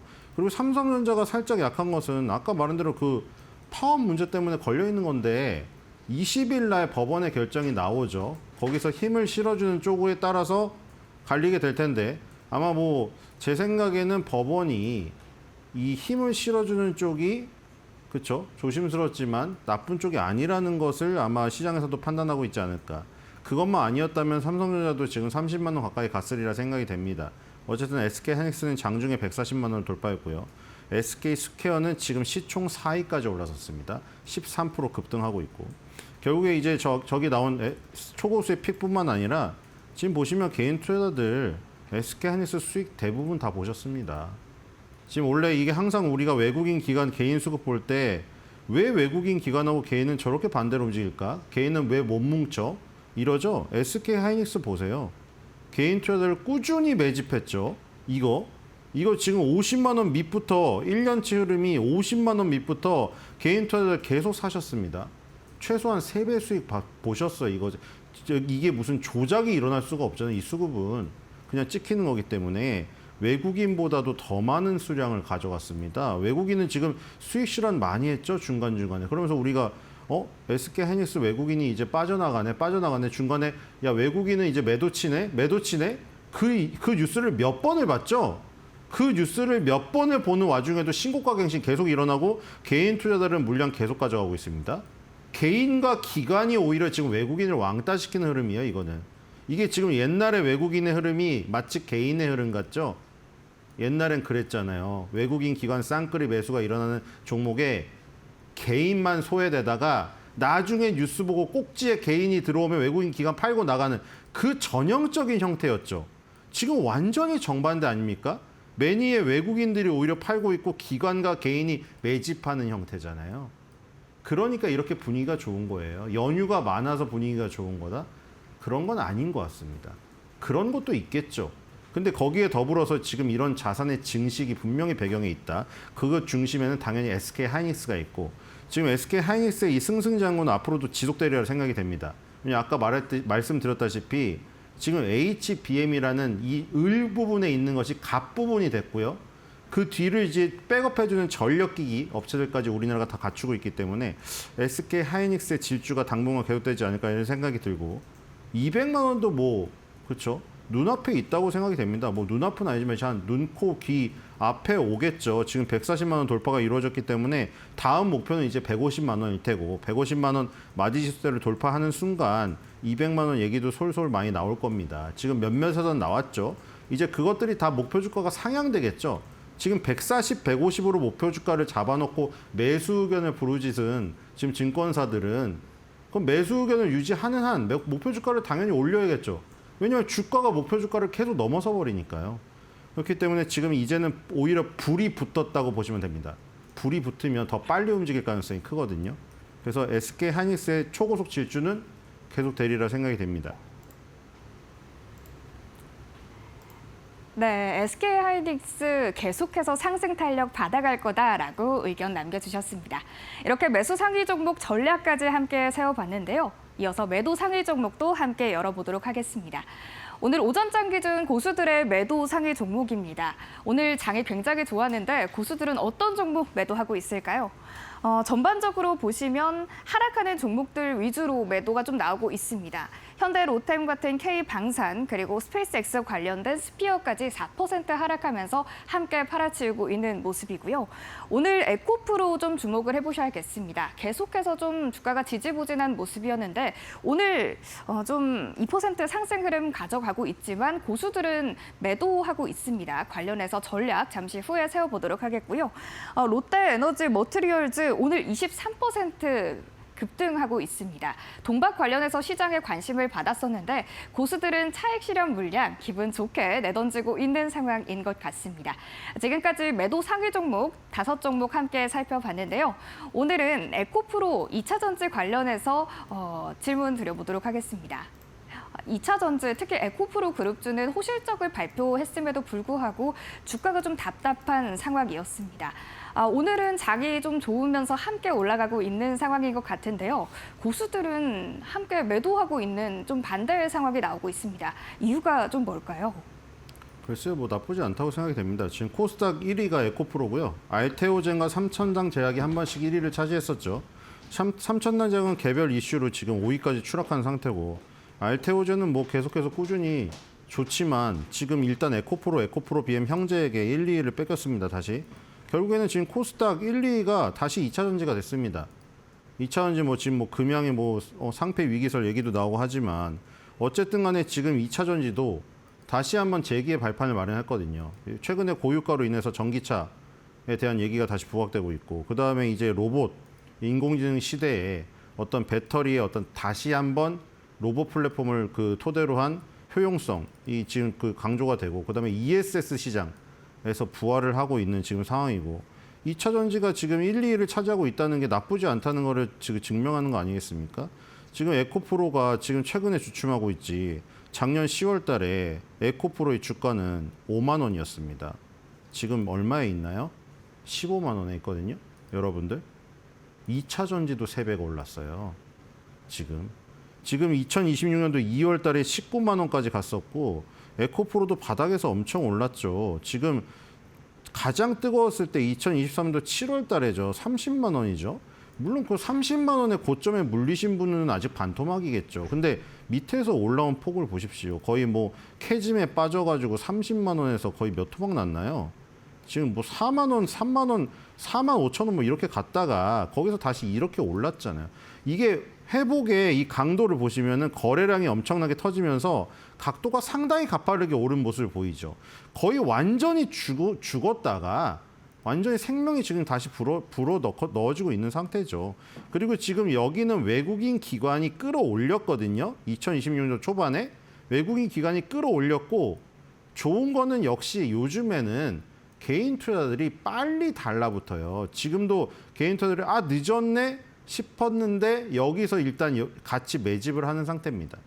그래서 에코프로 BM 형제가 지금 다시 이제 복귀를 해서 오늘도 좋고 일단 1, 2위를 차지하고 있기 때문에 그동안에 지금 강했던 바이오의 어떤 부진을 조금 채워주고 있다 보시면 될 것 같습니다. 이러다가 또 이제 바이오가 또 받쳐주면서 코스닥도 좋은 모습을 보일 것 같다는 생각이 들고 당연히 오늘 거래소가 강하기 때문에 상대적으로 코스닥이 약하지만 코스닥도 결국에는 거래소가 만약 7,000을 찍고 나면 코스닥도 이제 1,500, 2,000 얘기 나올 가능성이 크고 그때는 당연히 2차 전지의 힘이 없이는 그 상태까지 못 오릅니다. 그렇기 때문에 에코프로 BM 조금 초고수가 매도를 하더라도 단기적인 모습이라는 생각이 들기 때문에 다시 한번 또 초고수 픽 상위에 매수 상위에 올라오는 걸 지켜보시기 바라고요. 다음은 꼬마 버블을 찾아라로 넘어가도록 하겠습니다. 네, 버블맵 통해서 현재 상황 살펴보겠습니다. 우리 시장 오늘 2% 넘게 급등 출발하면서 코스피와 코스닥 모두 좋은 흐름 보였는데요. 보시다시피 상승하는 섹터도 많은 상황입니다. 먼저 HBM 관련해서는 이 소프트뱅크 싸이메모리가 인텔과 공동 개발한 차세대 3차원 메모리 기술을 공개했습니다. 싸이메모리 연구팀은 오는 6월 미국 하와이에서 열리는 심포지엄에서 HBM 3D 기술을 최초로 공개하겠다라고 밝혔고요. SK하이닉스는 현재 장에서 3% 넘게 급등하고 있고 삼성전자도 계속해서 좋은 흐름 보이고 있습니다. 또 지난주에 이어 이번 주에도 이 전선과 전력기기 계속해서 빨간불로 포착이 되고 있고요. MLCC 관련해서는 하나증권이 삼성전기에 대해서 MLCC 공급 부족이 좀 장기화될 거다라고 하면서 투자 의견을 매수로 유지한 바 있습니다. 자, 그렇다면 첫 번째 섹터 광통신부터 살펴보겠습니다. AI 데이터 센터 투자 확대가 광섬유 가격 상승 사이클을 이끌고 있다라는 분석이 나왔는데요. AI 데이터 센터향 고부가 광섬유 수요가 늘면서 공급자들이 생산 믹스를 고부가 제품 중심으로 바꾸고 있다라고 덧붙였습니다. 여기에 더해 가격 상승세의 흐름을 좀 보면 가격 상승세가 가파른 만큼 반도체 사이클과 좀 닮아 있다라는 분석도 나왔는데요. 그렇다면 위원님, 여기서 좀 보시면 광통신이 사실 단기 급등 이후에 좀 밸류에이션 부담으로 이 좀 해산 밸류에이션 부담으로 기관 수급이 좀 상대적으로 현재 빠진 상황입니다. 이 상황에서 계속해서 좀 광통신을 장기적인 좀 좋은 흐름으로 볼 수 있을지 궁금하고요. 관련 종목들은 어떤 종목을 살펴봐야 할까요? 네, 일단 아까 전에 말씀드린 대로 스토리가 진짜 좋죠. 우리 잘 생각해 보세요. 매그니피센트 7이 가장 강했을 때 엔비디아가 주인공이었죠. 지금 미국 시장에서 어떤 변화가 일어나고 있죠? 구글이 1위 경쟁에 뛰어들었습니다. 그만큼 엔비디아가 부진했다는 얘기예요. 뭐 아주 나쁘진 않았는데 구글이 치고 올라왔죠. 그게 무슨 변화냐? 엔비디아가 젠슨왕 회장이 맨날 스펙에 대한 얘기를 하면서 다음 모델은 뭐야? 블랙엘이 뭐니 루빈이 뭐니 그 들고 나올 때 우린 다 거기에 집중했잖아요. 다음엔 얼마나 더 좋은 스펙의 제품을 들고 나올까? 그때 매그니피센트 7이 가장 강했고 엔비디아가 중심이었습니다. 그 다음에 논리가 어디로 갔죠? 야, 아무리 저렇게 스펙 뛰어나면 뭐해? 저장 장치가 없는데 삼성전자, SK하이닉스, HBM 모자르대. 그 삼성전자, SK하이닉스가 주인공이 됐습니다. 근데 그 다음에 아니 저렇게 성능 좋은 칩이 있는데 성능 좋은 칩끼리 부딪혀서 병목 현상이 일어나서 아무리 좋은 차가 페라리가 100대면 뭐합니까? 지금 고속도로 막히는 것처럼 병목 현상이 일어나면 페라리가 못 달리잖아요. 인스타그램에 올리고 있잖아요. 페라리 딱 올려놓고 야 9시간 걸리는데 우리 차 안에 있다. 그래서 그 병목 현상을 해결하기 위해서 뭐가 나왔나요? 구리선으로 안 되니까 광섬유로 하면 그 병목 현상을 해결할 수 있다. 그러면 스펙도 그대로 적용될 수 있다. 그리고 또 뭐가 나왔냐? 전기 없으면 다 끝난다. 그래서 지금 오늘도 보시면은 이 거래소 1위 대원전선 우선주 상한가에 들어갔고요. 2위 선도전기 상한가에 두 종목이 들어가 있습니다. 가온전선도 거의 상한가고요. 밑에 보니까 상일전기, 일진전기 다 올라오고 있네요. 코스닥도 마찬가지죠. 지금 재룡전기, 서전기전, 그리고 서울 바이오시스 다 광통신 관련주, 전력 전선 관련주들이거든요. 이렇게 강한 모습이죠. 시가총액 상위도 뻔하죠. 자, HD 현대일렉트릭 17위 4.15, LS일렉트릭이 5.22, 그다음에 효성중공업이 한 주당 400만 원 가까이 되지만 시가총액은 가장 낮습니다. 25위입니다. 효성중공업 411만 원까지 가면서 5%. 자, 우리가 3대 전력기기라 하는 업체들도 지금 이 시가총액 상위에서 강하게 움직이고 있죠. 거래소 코스닥에 지금 상한가, 상승률 상위도 전부 전선 전력기기 관련주 도배하고 있죠. 저기에 광통신 관련주 끼어 있죠. 그리고 서울 바이오시스 요걸 특징주로 보는데 서울 반도체 자회사입니다. 자, 서울 반도체 자회사인데 예전에 지금은 그 영광을 모르실 건데 서울 반도체 옛날에 코스닥 시총 1위 하던 종목입니다. 모르시겠죠. 모르시는 분도 있어요. 엄청나게 오래전에. 서울 반도체가 시가총액 1위를 하던 종목이 완전히 이렇게 됐는데 멸망의 길을 갔다가 지금 보시면은 엄청나게 큰 거래량이 이게 지금 월봉인데 거래량 이 막대 그래프를 보십시오. 이렇게 큰 돈이 들어온 지가 얼마만인지. 서울 반도체가 마이크로 LED를 하잖아요. 원래 LED를 했던 종목이. 반도체가 들어가 있지만 SK 하이닉스 같은 반도체가 아니고 이 지금 LED 칩을 만들던 반도체 회사인데 마이크로 LED라고 정말 조그만 그 LED를 붙여가지고 화질이 좋게 하는 그 마이크로 LED를 하는데 바로 그 LED가 광통신의 광원으로 쓰일 가능성이 있다고 하면서 지금 서울 바이오시스가 상한가에 진입을 한 거거든요. 이게. 그래서 지금 광통신 그리고 광통신에 쓰이는 광원 관련주 이런 것들이 급등하고 있는 지금 상황입니다. 근데 아까 앵커님이 질문하신 게 이 장기로 갈 수 있을 것인가. 장기적으로 가려면 어떻게 되겠죠? 우리가 많이 했잖아요. 일반 테마주에서 하나에어로스페이스, LG엔손도 옛날에 일반 테마주였습니다. 근데 지금 완전히 대장주가 됐잖아요. 그러려면 이제 생명력이 길어져야 되죠. 근데 길어질 가능성은 아까 우리가 거기서 볼 수가 있겠죠. 전력기기 3사가 워낙 강하고 아까 화두가 어디로 옮겨갔다고 했죠, 결국? 전기 없으면 끝난다. 이건 젠스랑 회장도 그렇고 트럼프 대통령도 똑같이 얘기했던 겁니다. 우리가 전력 싸움에서 지면은 중국한테 뒤진다. 맞아요. 중국은 무제한으로 전기를 뿌려줘 버리기 때문이죠. 그래서 지금 이게 생명력이 길어질 가능성이 크기 때문에 이런 약간 지금 테마끼 있는 종목들도 테마의 어떤 생명력이 길어질 가능성이 있기 때문에 더욱더 조금 더 중기적으로 봐도 괜찮다. 이런 생각이 듭니다. 자, 다음 버블 한번 소개해 주십시오.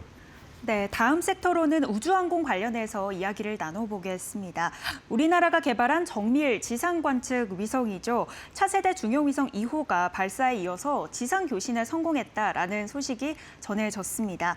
여기에 더해 이 스페이스X가 이르면 올해 6월 상장, 또 예상 공모가가 약 750억 달러로 전망이 되면서 우주항공주 전반에 좀 투심이 쏠리고 있는데요. 그렇다면 위원님, 여기서 물론 스페이스X 관련 주들도 있겠지만 이 우주항공 관련해서 센서뷰나 비트로테크 같은 우주항공 관련 종목들도 저희가 살펴보면 좋을 것 같습니다. 어떤 좀 종목들을 눈여겨보면 좋을까요? 네, 오늘 센서뷰도 20% 넘고 센서뷰뿐만 아니라 지금 한국항공우주, 하나에어로스페이스, 세트레가이 이런 종목도 올라오는데 여러분들 이런 종목들 어디서 많이 들으셨나 기억이 나실 거예요. 저거 방산주 아니야? 맞습니다. 방위 산업주가 우주항공으로 이어지죠. 지금 미국의 우주군이라고 이 해병대 무슨 육군 말고 우주군이 있잖아요. 이번에 이란 전쟁에서도 아주 큰 역할을 했죠. 위성으로 포착된 곳에 타겟을 지정해가지고. 우리나라도 똑같거든요. 한국항공우주가 얼마 전에 무슨 소식이 있었습니까? KF-21 보람에 우리나라 그 자체 기술력으로 전투기를 만들었잖아요. 근데 그 방산업체가 우주항공으로 자연스럽게 이어집니다. 우주항공이 미국도 그러는데 나사에서 스페이스X로 많이 이관을 해서 스페이스X가 주도해서 지금 위성을 쏘아 올리고 있잖아요. 우리나라도 마찬가지예요. 우리나라의 나사에 해당되는 한국항공우주연구원. 거기서 이제 민간으로 많이 이제 기술력을 지금 제공하고 있는 거죠. 그래서 지금 펠콘에다가 스페이스X에서 개발한 그 재사용 로켓에다가 우리나라 중형 그 위성을 실어서 지금 보내서 교신에 성공했다는 소식이 지금 방금 들어왔잖아요. 그게 이제 한국항공우주가 만들어서 보내는 거거든요. 그걸로 이제 뭐 지구의 무슨 지질 부분이라던가 아니면 뭐 이 여러 가지 그 농사에 관련된 부분도 찍어서 뭐 활용할 수도 있고 기후 변화도 측정할 수가 있고 그런 역할들을 하는 건데 여기서 중요한 건 방산업체들이 바로 우주항공으로 이어진다. 이게 왜 중요하냐? 방위산업은 지금 실적이 찍히고 있잖아요. 한국항공우주도 마찬가지고 우리 한화에어로스페이스, 에너지엔서 다 마찬가지입니다. 실적이 찍히고 있는데 우주항공은 어때요? 약간 비전은 있는데 직접 실적이 찍히고 있지는 않죠. 그래서 이 조합이 상당히 좋다는 겁니다. 방산에서 찍히는 실적 갖고 돈 가지고 새로운 곳에 투자를 할 수 있으니까 이게 선순환이 이루어지는 거죠. 그래서 지금 민간에서 계속해서 지금 민간 쪽으로 지금 제공을 해주고 있고 한국항공우주도 마찬가지고 한화에어로스페이스도 마찬가지예요. LIG 넥슨도 마찬가지고 우리나라가 지금 위성을 계속 쏘아 올리고 뭐 지금 뭐 스페이스X 위성에 뭐를 탑재체를 보내가지고 같이 뭐 연구를 하던 뭐던 주역이 될 거라는 거죠. 그리고 아까 전에 이제 뭐 센서뷰라든가 세트가이라든가 이런 것들은 이제 중소형주에 해당된다고 볼 수가 있겠죠. 그래서 여러분들이 이제 스페이스X 관련주로 아주 IB 투자라든가 이런 벤처 캐피탈 회사가 뜨겁게 갔었잖아요. 그리고 직접 거기에 그 제공을 하는 스피어 같은 회사. 이제는 어디로 이어졌냐? 우리나라 우주항공으로 낙수 효과가 떨어지고 있습니다. 그러니까 지금 이제 우리나라 우주항공에도 관심을 가져야 되는데 자연스럽게 방산주가 그 우주항공으로 연결되기 때문에 우리가 따로 분석할 필요가 없이 계속해서 한국항공우주, LIG 넥슨, 한화에어로스페이스, 현대로템 이런 회사에 꾸준히 투자를 하시면 될 것 같습니다. 이제는 꼬마 버블이 뭔지 찾아보도록 하겠습니다. 네, 현재 좀 실적이 찍히고 있는 방산주가 이제 미래로 좀 상대적으로 미래에 투자하는 우주항공주로 좀 유입이 되고 있다라는 이야기 해주셨고요. 그렇다면 저희 또 한 발 앞서 나가서 다음 꼬마 버블은 어떤 걸 보면 좋을까요? 네, 화장품을 보도록 하겠습니다. 화장품이 아직 작긴 한데 자 아까 말씀드린 대로요. 지금 여러분들 돈을 많이 버셨어요. 그렇죠? 요즘에 당당히 얘기하고 다니시죠? 그래서 지금 화장품이 뭐 불경기에 뭐 여자들이 빨간 립스틱을 바른다? 그런 것도 있지만 그때는 불경기 때는 보여주려고 그냥 립스틱만 사는 겁니다. 그게 불황의 어떤 대명사고 지금은 그냥 토탈 라인 사시겠죠, 여러분들. 그렇죠? 샘플 하나 받으려고 조금 사던 거 요즘에 어떻게 사시겠어요? 그냥 부모님 선물 최고급으로 사주시려고 지금 마음 먹고 계시지 않으세요? 설화수 최고급 라인으로 토탈로 사주시려고? 맞죠? 그러니까 지금 LG생활건강이 지금 실적이 좋게 나왔거든요. 물론 지금 LG생활건강의 주가는 좋지가 않습니다. 2021년에 180만 원 가까이 갔던 게 지금 28만 원이거든요. 처참하죠? 지금 APR이 오히려 중심이 되고 있잖아요. APR이라든가 달바글로벌이라는 새로운 신성 화장품 회사들이 지금 떠오르고 있거든요. LG생활건강은 지금 요즘에 맨날 무슨 퇴사 얘기만 나오고 실적 악화 그 얘기만 나오잖아요. 주가가 이거 보세요. 마치 무슨 미끄럼틀 저 높은 데서 내려와가지고 여기서 아이고 다 내려왔네 뭐 이런 것처럼 이런 지금 형태인데 다 죽어 있는 건 사실이에요. 근데 LG생활건강도 그렇고 아모레퍼시픽도 그렇고 지금 이런 비슷한 상황이거든요. 근데 어차피 뭐 이거 바닥으로 추락했는데 어떻게 했어요? 하나둘씩 시작해야죠. 처음부터. 아모레퍼시픽도 이래요. 근데 우리나라 화장품이 망한 건 아니거든요. 우리나라 K 화장품이 망한 게 아니라 트렌드랑 구조가 변한 거예요. 거기에 빨리 적응을 못한 아모레퍼시픽이나 LG생활은 아직도 지금 부침을 겪는 것이고 새로운 트렌드에 민감하게 반응한 APR은 대장주로 등극을 한 것이죠. 그렇다고 해서 아모레퍼시픽이라든가 LG생활건강이 여기서 망해서 뭐 퇴출될 것이냐. 그렇게 생각하진 않습니다. 여기서 일단 부활을 하려면 일단 공룡 같은 몸집을 조금 그 축소하고 스몰 사이징을 한 다음에 빨리 이제 변화에 지금 적응해야 되죠. 그런 것들이 지금 나타나고 있거든요. 그렇기 때문에 반전의 계기도 있다. 이런 생각이 들고 얼마 전에 또 이제 이 그 테마주기가 많은 그 종목들도 움직였었잖아요. 화장품주들이. 그런 것들도 중간중간에 양념식으로 들어가는 것이고 그리고 화장품이 지금 그 꼬마 버블로 되어 있지만 이제 제가 보기에 5월 5일 어린이날, 5월 8일 그리고 뭐 스승의 날, 석가탄신일까지 이어지는 연휴에 화장품 매출이 백화점이나 올리브영, 다이소에서 많이 일어나지 않을까 이런 생각이 들고요. 면세점도 조금씩 살아나고 있으니까 화장품이 좀 크기를 기다려봐야 되지 않나 이런 생각이 듭니다. 왕버블이 되기를 바라는 꼬마 버블 주목해 주십시오. 네, 오늘 꼬마 버블은 화장품 섹터였고요. 관련해서 LG생활건강 알아봤습니다. 지금까지 신일서 위원님과 시장 진단해보고 전략 함께 세워봤습니다. 오늘 말씀 고맙습니다.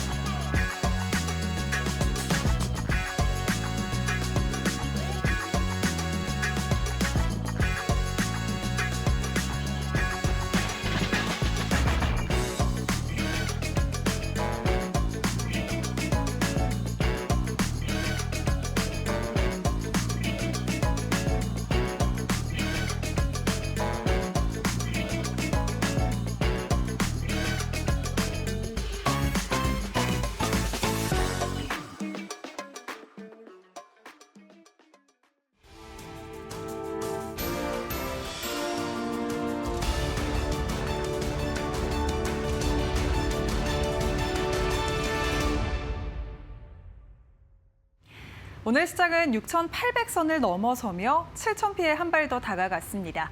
살인매이라는 말이 무색하게 5월의 첫 거래일부터 사상 최고치를 경신하고 있는데요. AI 기술주 랠리가 연일 이어지는 가운데 오늘도 반도체 그리고 전력 설비가 시장을 이끌어주고 있습니다. 현재 양 지수 상황은 어떻게 흘러갈까요? 바로 열어보시죠. 코스피와 코스닥이 현재 시간 기준으로 상승하고 있는 가운데 코스피는 일중 고점 부근까지 올라왔습니다. 거의 4% 가까운 급등세 붙으면서 6,860포인트까지 올라왔고요. 계속해서 상승폭을 키워나가고 있습니다. 코스피 200이 보시는 것처럼 4.43% 가까이 급등하면서 1,036포인트까지 올라왔습니다. 오늘 삼성전자, 하이닉스 같은 반도체 투톱의 강세 그리고 SK스퀘어 같은 지주선단도 함께 올라주면서 지수를 뒷받침해주고 있고요. 코스닥 또 1.82% 가까이 오르면서 1,214포인트 지나갑니다. 코스피 매매 동향도 함께 살펴보시죠. 오늘 외국인의 순매수가 강하게 들어옵니다. 약 2조 가까운 순매수가 오전장 들어서 들어오고 있고요. 외국인들이 5월 들어서 순매수 기조를 이어갈 수 있을지 기대가 많이 모이고 있습니다. 5월의 첫 거래일부터 1조 9천억가량 사들입니다. 기관도 1조 원 넘게 사들이면서 매수폭 확대하고 있습니다. 개인만의 순매도가 나오고 있는데 2조 9천억가량의 개인의 순매도 나옵니다. 코스닥 매매 동향도 함께 살펴보시죠. 코스닥도 외국인과 기관의 순매수가 들어오는데요. 외국인은 매수폭을 확대하고 있지만 기관은 매수폭을 조금씩 줄이고 있습니다. 외국인은 5,300억가량 사들이는 가운데 개인은 5,100억가량 팔고 있고요. 오늘 외국인이 시장을 이끌어주고 있다는 점이 특징적입니다.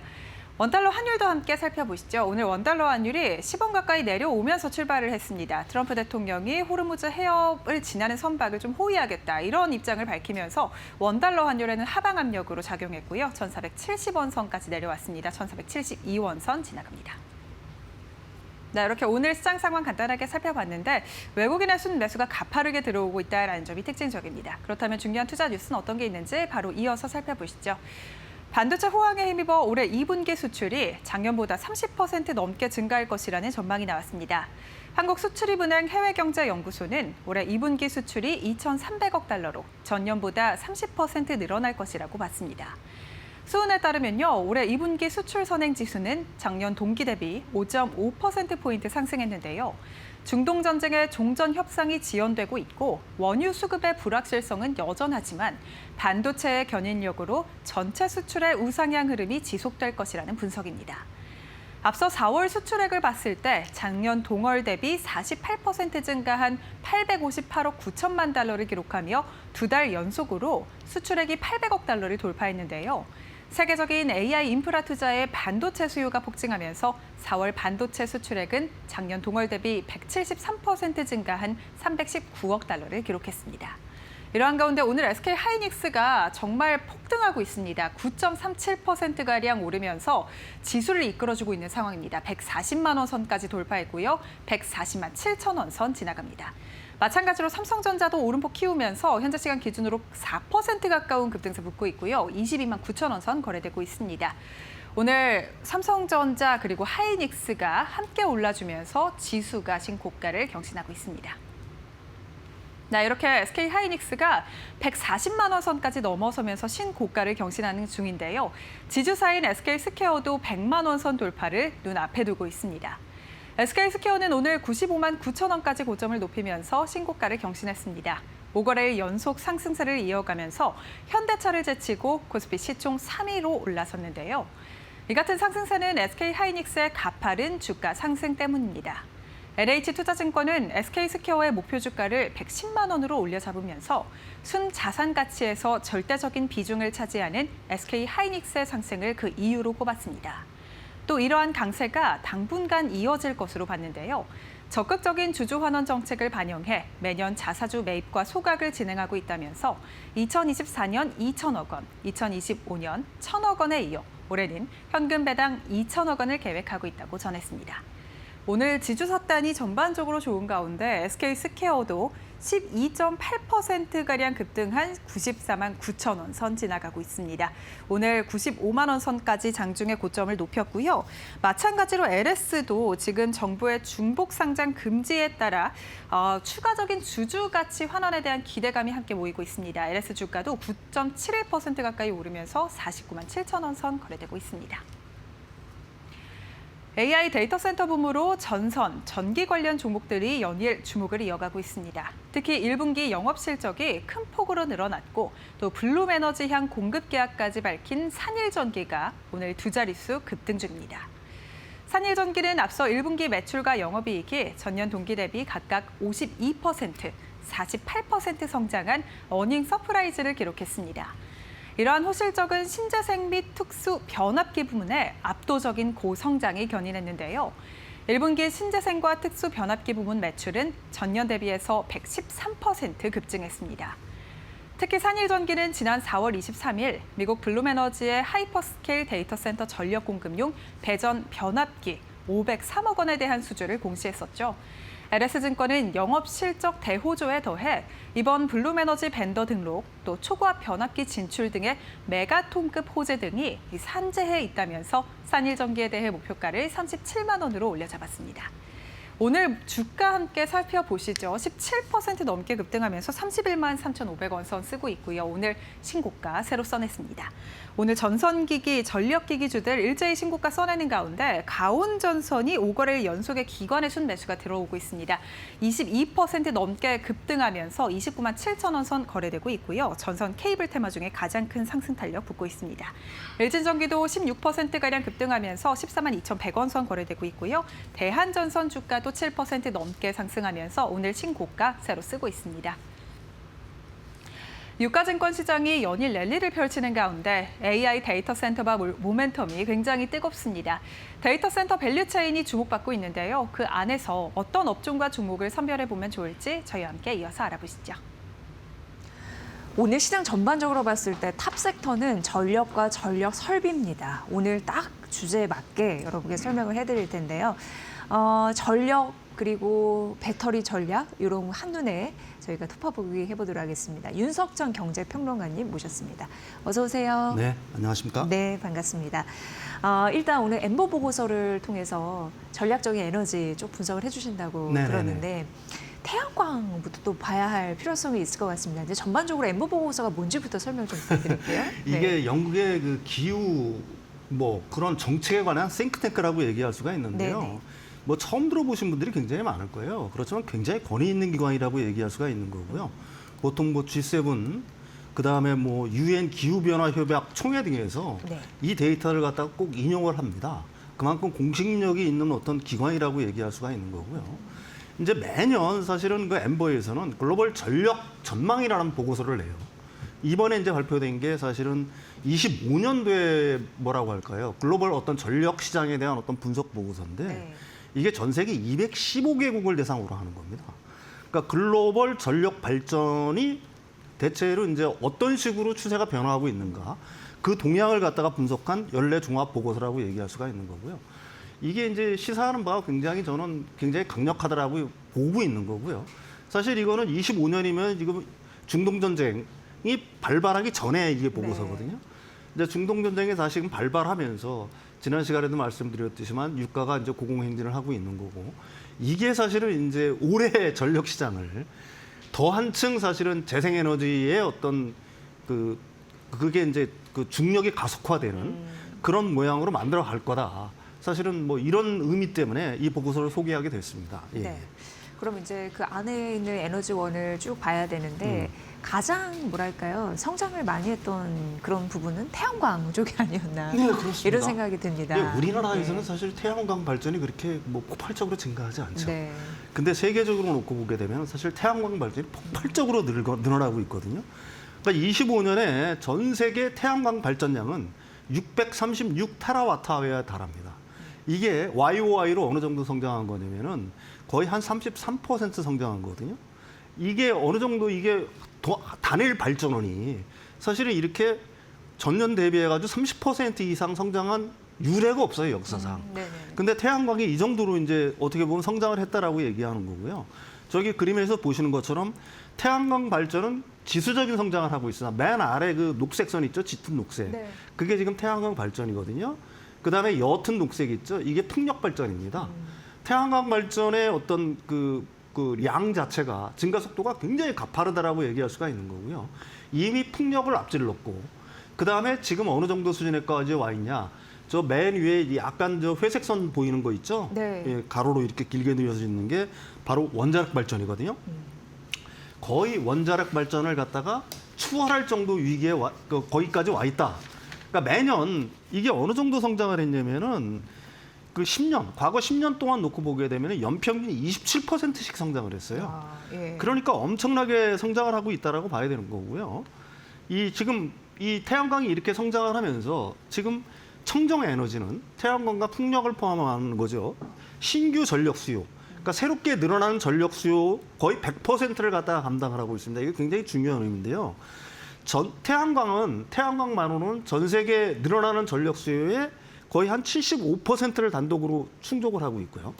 여기 풍력 발전까지 더하게 되면은 99%를 갖다가 담당하고 있는 겁니다. 결과적으로 이게 무슨 얘기냐?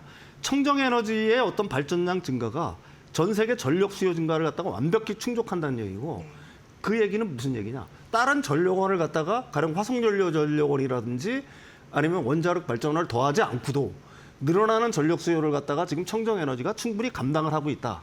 이렇게 결론을 내릴 수가 있는 거죠. 예. 근데 이제 나라 중에 사실 이렇게 청정 에너지를 이끌고 있는 곳이 또 뚜렷하잖아요. 네, 그러니까 그렇습니다. 중국도 그렇고 네. 뭘 봐야지 좋을까요? 우리가 네. 그 사실은 신흥국들, 특히 그 인구 대국인 중국이라든지 인도의 경제 성장이 가시화되면 화석연료 사용량이 엄청 늘 거라. 그래서 지구의 이산화탄소가 폭발할 거라는 얘기들이 굉장히 많았죠. 근데 의외로 사실은 지금 세계의 어떤 청정 에너지 붐을 이끌고 있는 국가는 바로 중국과 인도라고 대별할 수가 있는 겁니다. 예, 그렇습니다. 중국의 화석연료 발전은 2015년 이래 처음으로 하락했고요. 그 이유가 뭐냐? 바로 태양광의 붐 때문에 그렇습니다. 이게 지금 전부 다 보게 되면은 이 전체적으로 놓고 보면 짙은 녹색 있죠? 짙은 녹색이 바로 중국이 차지하는 그 비중이에요. 네. 전체 그 태양광 설치가, 전 세계 태양광 설치가 지난해 647기가와트아워 정도, 647기가와트아워였거든요. 근데 이 중에 중국 설치량이 얼마냐? 378기가와트입니다. 그러니까 전 세계 그 태양광 발전의 58%를 중국이 감당했다는 얘기예요. 예. 풍력 설치량도 저기 보시면 알겠죠. 오른쪽에 풍력이거든요. 이게 119기가와트에 달했는데 이 중에 전 세계 설치량 167기가와트의 72%를 차지하는 겁니다. 그러니까 중국이 태양광 발전 신규 설치되는 것의 58%, 풍력은 72%를 갖다가 중국이 어떻게 보게 되면 감당을 하고 있다는 얘기고요. 그러니까 그 결과는 어떻게 되느냐? 화석연료 발전은 거의 2년 동안 거의 정체 상태를 갖다가 보이고 있는 거거든요. 다음 그림을 보시면 그게 나오겠지만 여기 보시면 알겠지만은 이게 중국의 지금 화석연료 발전량이거든요. 네. 지금 23년부터 25년까지 전 우측에 보시면은 거의 정체 상태죠. 그러니까 화석연료 발전은 늘리지 않은 상태에서 그래도 이제 전력 수요가 계속 늘어나는데 이 부분을 갖다가 태양광과 풍력이 담당을 하고 있다. 이렇게 보시면 되는 거고요. 인도의 화석연료 발전도 오히려 감소세입니다. 인도 같은 경우에는. 왜 그러냐? 가파른 청정에너지 증가 때문에 그런 거거든요. 여기 보시면은 이게 지금 짙은 녹색이 태양광이고요. 맨 아래가 이제 태양광이고 그거보다 약간 짙은 녹색이 풍력이고 그다음에 이제 파란색으로 돼 있는 부분이 있죠. 네. 그게 수력 발전이거든요. 그다음에 맨 위에 더 청색으로 보이는 부분이 이제 바이오 에너지 부분인데 보시면 알겠지만 인도 같은 경우도 지금 25년도는 거의 24년도라든지 23년, 22년도에 비해서 거의 2배 정도 이상 늘어났죠. 그러니까 이게 이런 어떤 인도의 재생에너지 성장률이 놀라운 그 어떤 결과가 그 인도의 화석연료 발전은 마이너스 3.3%가 오히려 줄었습니다. 그 바람에 그 대신에 재생에너지 발전은 24%나 증가한 결과로 이어졌거든요. 다시 말해서 우리가 화석연료 발전이 굉장히 늘어날 거라고 예상했던 중국과 인도가 오히려 그 재생에너지 발전에 더 많은 비중을 실음으로써 오히려 화석연료 발전이 이 두 나라에서 감소하는 결과로 이어지고 있다. 이렇게 얘기할 수가 있는 거죠. 예. 그러니까 중국과 인도 사례를 이렇게 잘 말씀해 주셨는데 결과적으로 보니까 글로벌 화석 연료 같은 경우에는 이례적으로 정체하거나 감소하거나 이런 데이터를 우리가 보게 되네요. 그렇죠. 네. 왜 그러냐면 25년만 해도 글로벌 경제 성장률이 한 3.2%에 달했어요. 이게 굉장히 완전히 높은 수치도 아니지만 이례적으로 낮은 수치도 아니거든요. 그리고 특별한 기상 이변도 없었어요. 그렇다라고 하게 되면 기존의 공식은 뭐였냐면은 경제 성장이 가속화될수록 글로벌 경제 성장이 가속화될수록 화석연료 사용도 그만큼 늘어난다는 게 정석이었지 않습니까? 근데 오히려 글로벌 화석연료 발전량은 작년에 338테라와트-아워가 줄어서 마이너스 0.2%가 감소했습니다. 네. 다시 말해서 경기 침체가 아닌데도 불구하고 화석연료 발전이 줄어든 거는 굉장히 이례적인 현상이라고 얘기할 수가 있는 거고요. 이렇게 된 이유는 뭐냐면 앞에서 살펴봤듯 중국과 인도의 화석연료 감소가 가장 큰 이유라고 얘기할 수가 있는 겁니다. 그래서 전 세계 화석연료 발전의 42%를 차지하는 중국과 인도에서 동시에 화석연료 발전이 감소했기 때문이라고 얘기할 수가 있는 거고요. 그 덕에 지금 보시면 맨 위에 회색선이 이게 석탄 발전이거든요. 계속해서 줄고 있죠. 그다음에 중간에 이제 그 녹색선이 그 재생에너지예요. 재생에너지가 굉장히 늘면서 전 세계적으로 처음으로 재생에너지 발전이 석탄 발전을 갖다가 추월하는 형상이 발전을 했고 그 중간에 이제 가스 발전도 약간 하락세를 보이고 있죠. 그다음 원자력 발전도 약간 하락세를 보이고 있습니다. 그 빈 공간을 누가 채우고 있느냐? 바로 재생에너지들이 채우고 있다. 이렇게 말씀을 드릴 수가 있는 거죠. 예.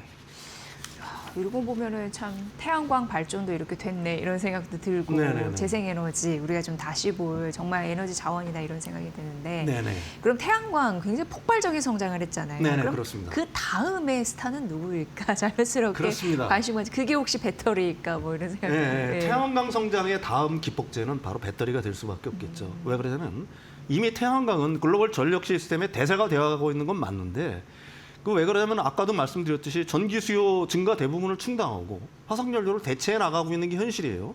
하지만 태양광의 약점이 뭐예요? 계속 말씀드리지만 낮 시간으로만 한정된다는데 그 발전이 약점이 있었죠.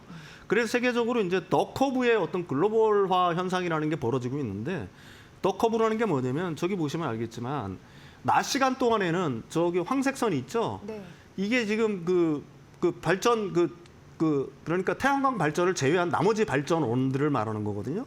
발전원의 부하가 확 줄어요. 계속 다운되죠.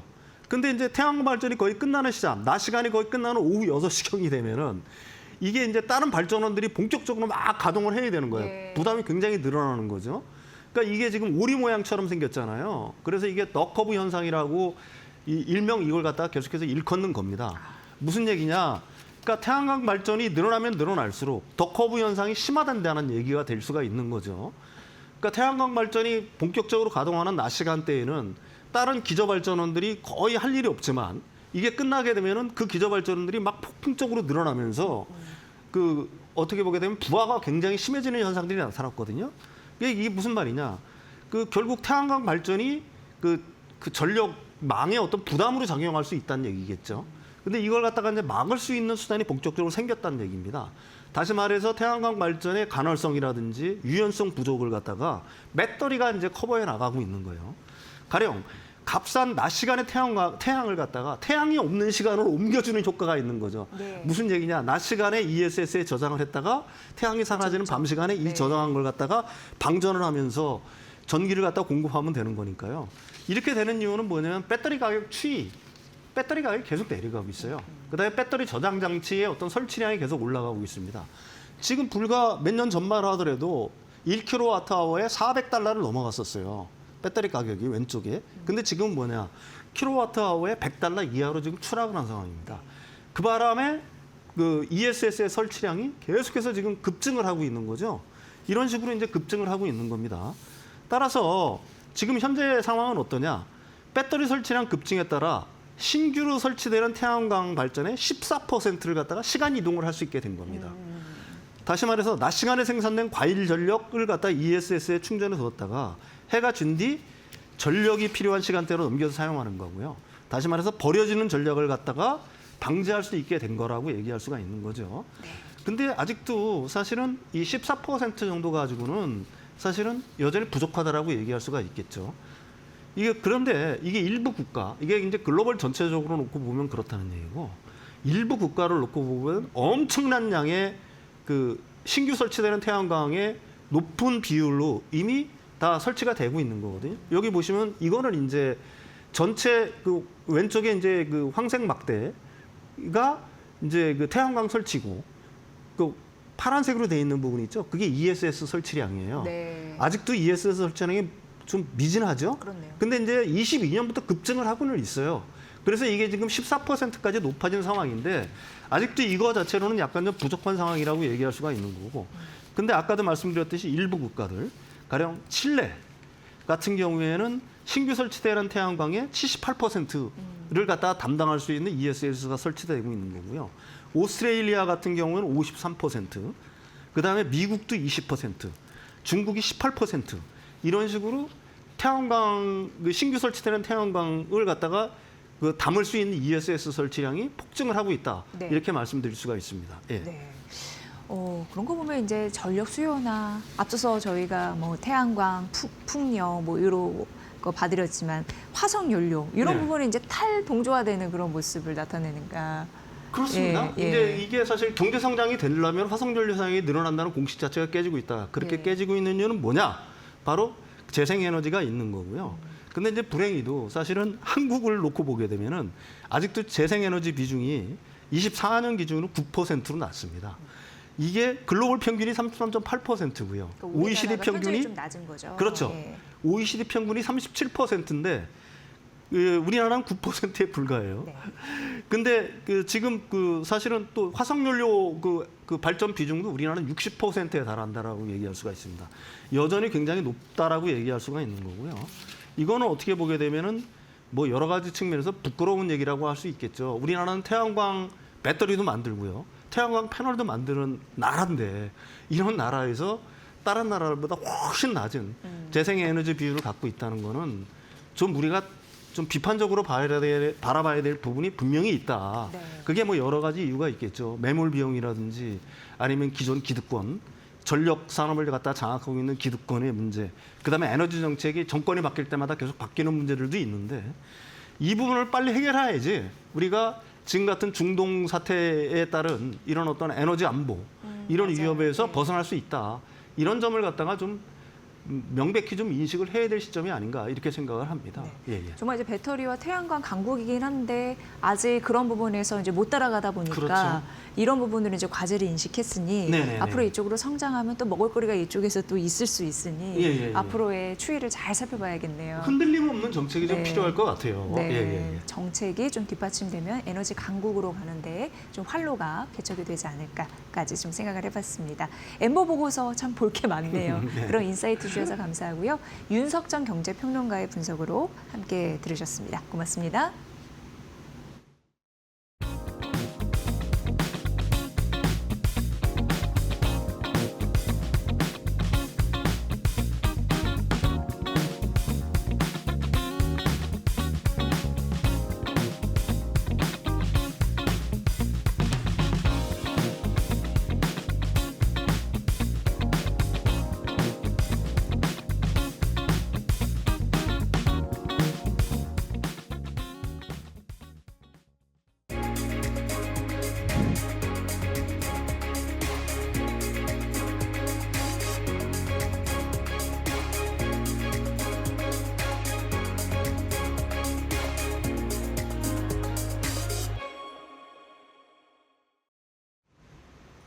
네, 한 주간의 증시 일정과 특징 종목, 기업들 살펴보는 마켓 캘린더 시간입니다.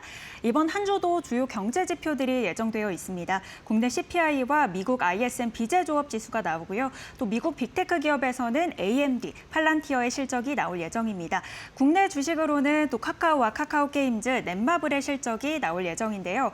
그렇다면 오늘 팔란티어 관련 국내 주 종목들 이야기해보겠습니다. 이 팔란티어 실적에 영향을 받는 국내 종목들은 어떤 것들이 있는지 살펴보겠는데요.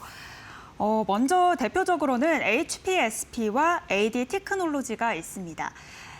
HPSP는 반도체 장비 업체로 고압 수소 어닐링 장비를 주로 생산하는 곳입니다. 이 팔란티어의 좀 실적이 올라가면서 소프트웨어를 돌릴 고성능 AI 반도체 수요가 늘어날수록 당연히 HPSP의 장비도 더 많이 필요해지기 때문에 주가에 영향을 받고 있고요. 또 AD 테크놀로지 같은 경우는 AI 기업들이 가져온 아이디어를 실제 반도체로 찍어낼 수 있게 설계도를 그리고 있습니다. 또 역시 HD 현대와 KT도 최근 협력 상승력을 이어가면서 주가에 좀 긴밀하게 영향을 받고 있습니다. 그렇다면 실적이 나왔을 때 종목들 어떻게 움직였는지 간단하게 살펴보겠습니다. 계속해서 1분기, 2분기 좋은 성장률 기록했을 때는 4.2%에서 6.5%까지 동반 강세를 이어갔지만 4분기 오히려 어닝 서프라이즈를 했을 때는 실적 직후 상승 후 차익 실현 매물 출회하면서 하락했습니다. 지금까지 마켓 캘린더였습니다. SK하이닉스가 140만 원 선 넘어가면서 증권주 탄력적으로 오르고 있습니다. 사상 최고치 쓴 우리 증시 추가적으로 오를 수 있을지 보시고요. 내일 휴장입니다. 저희 마켓나우 2부는 수요일 오전 10시에 뵙겠습니다. 함께해 주신 여러분 고맙습니다.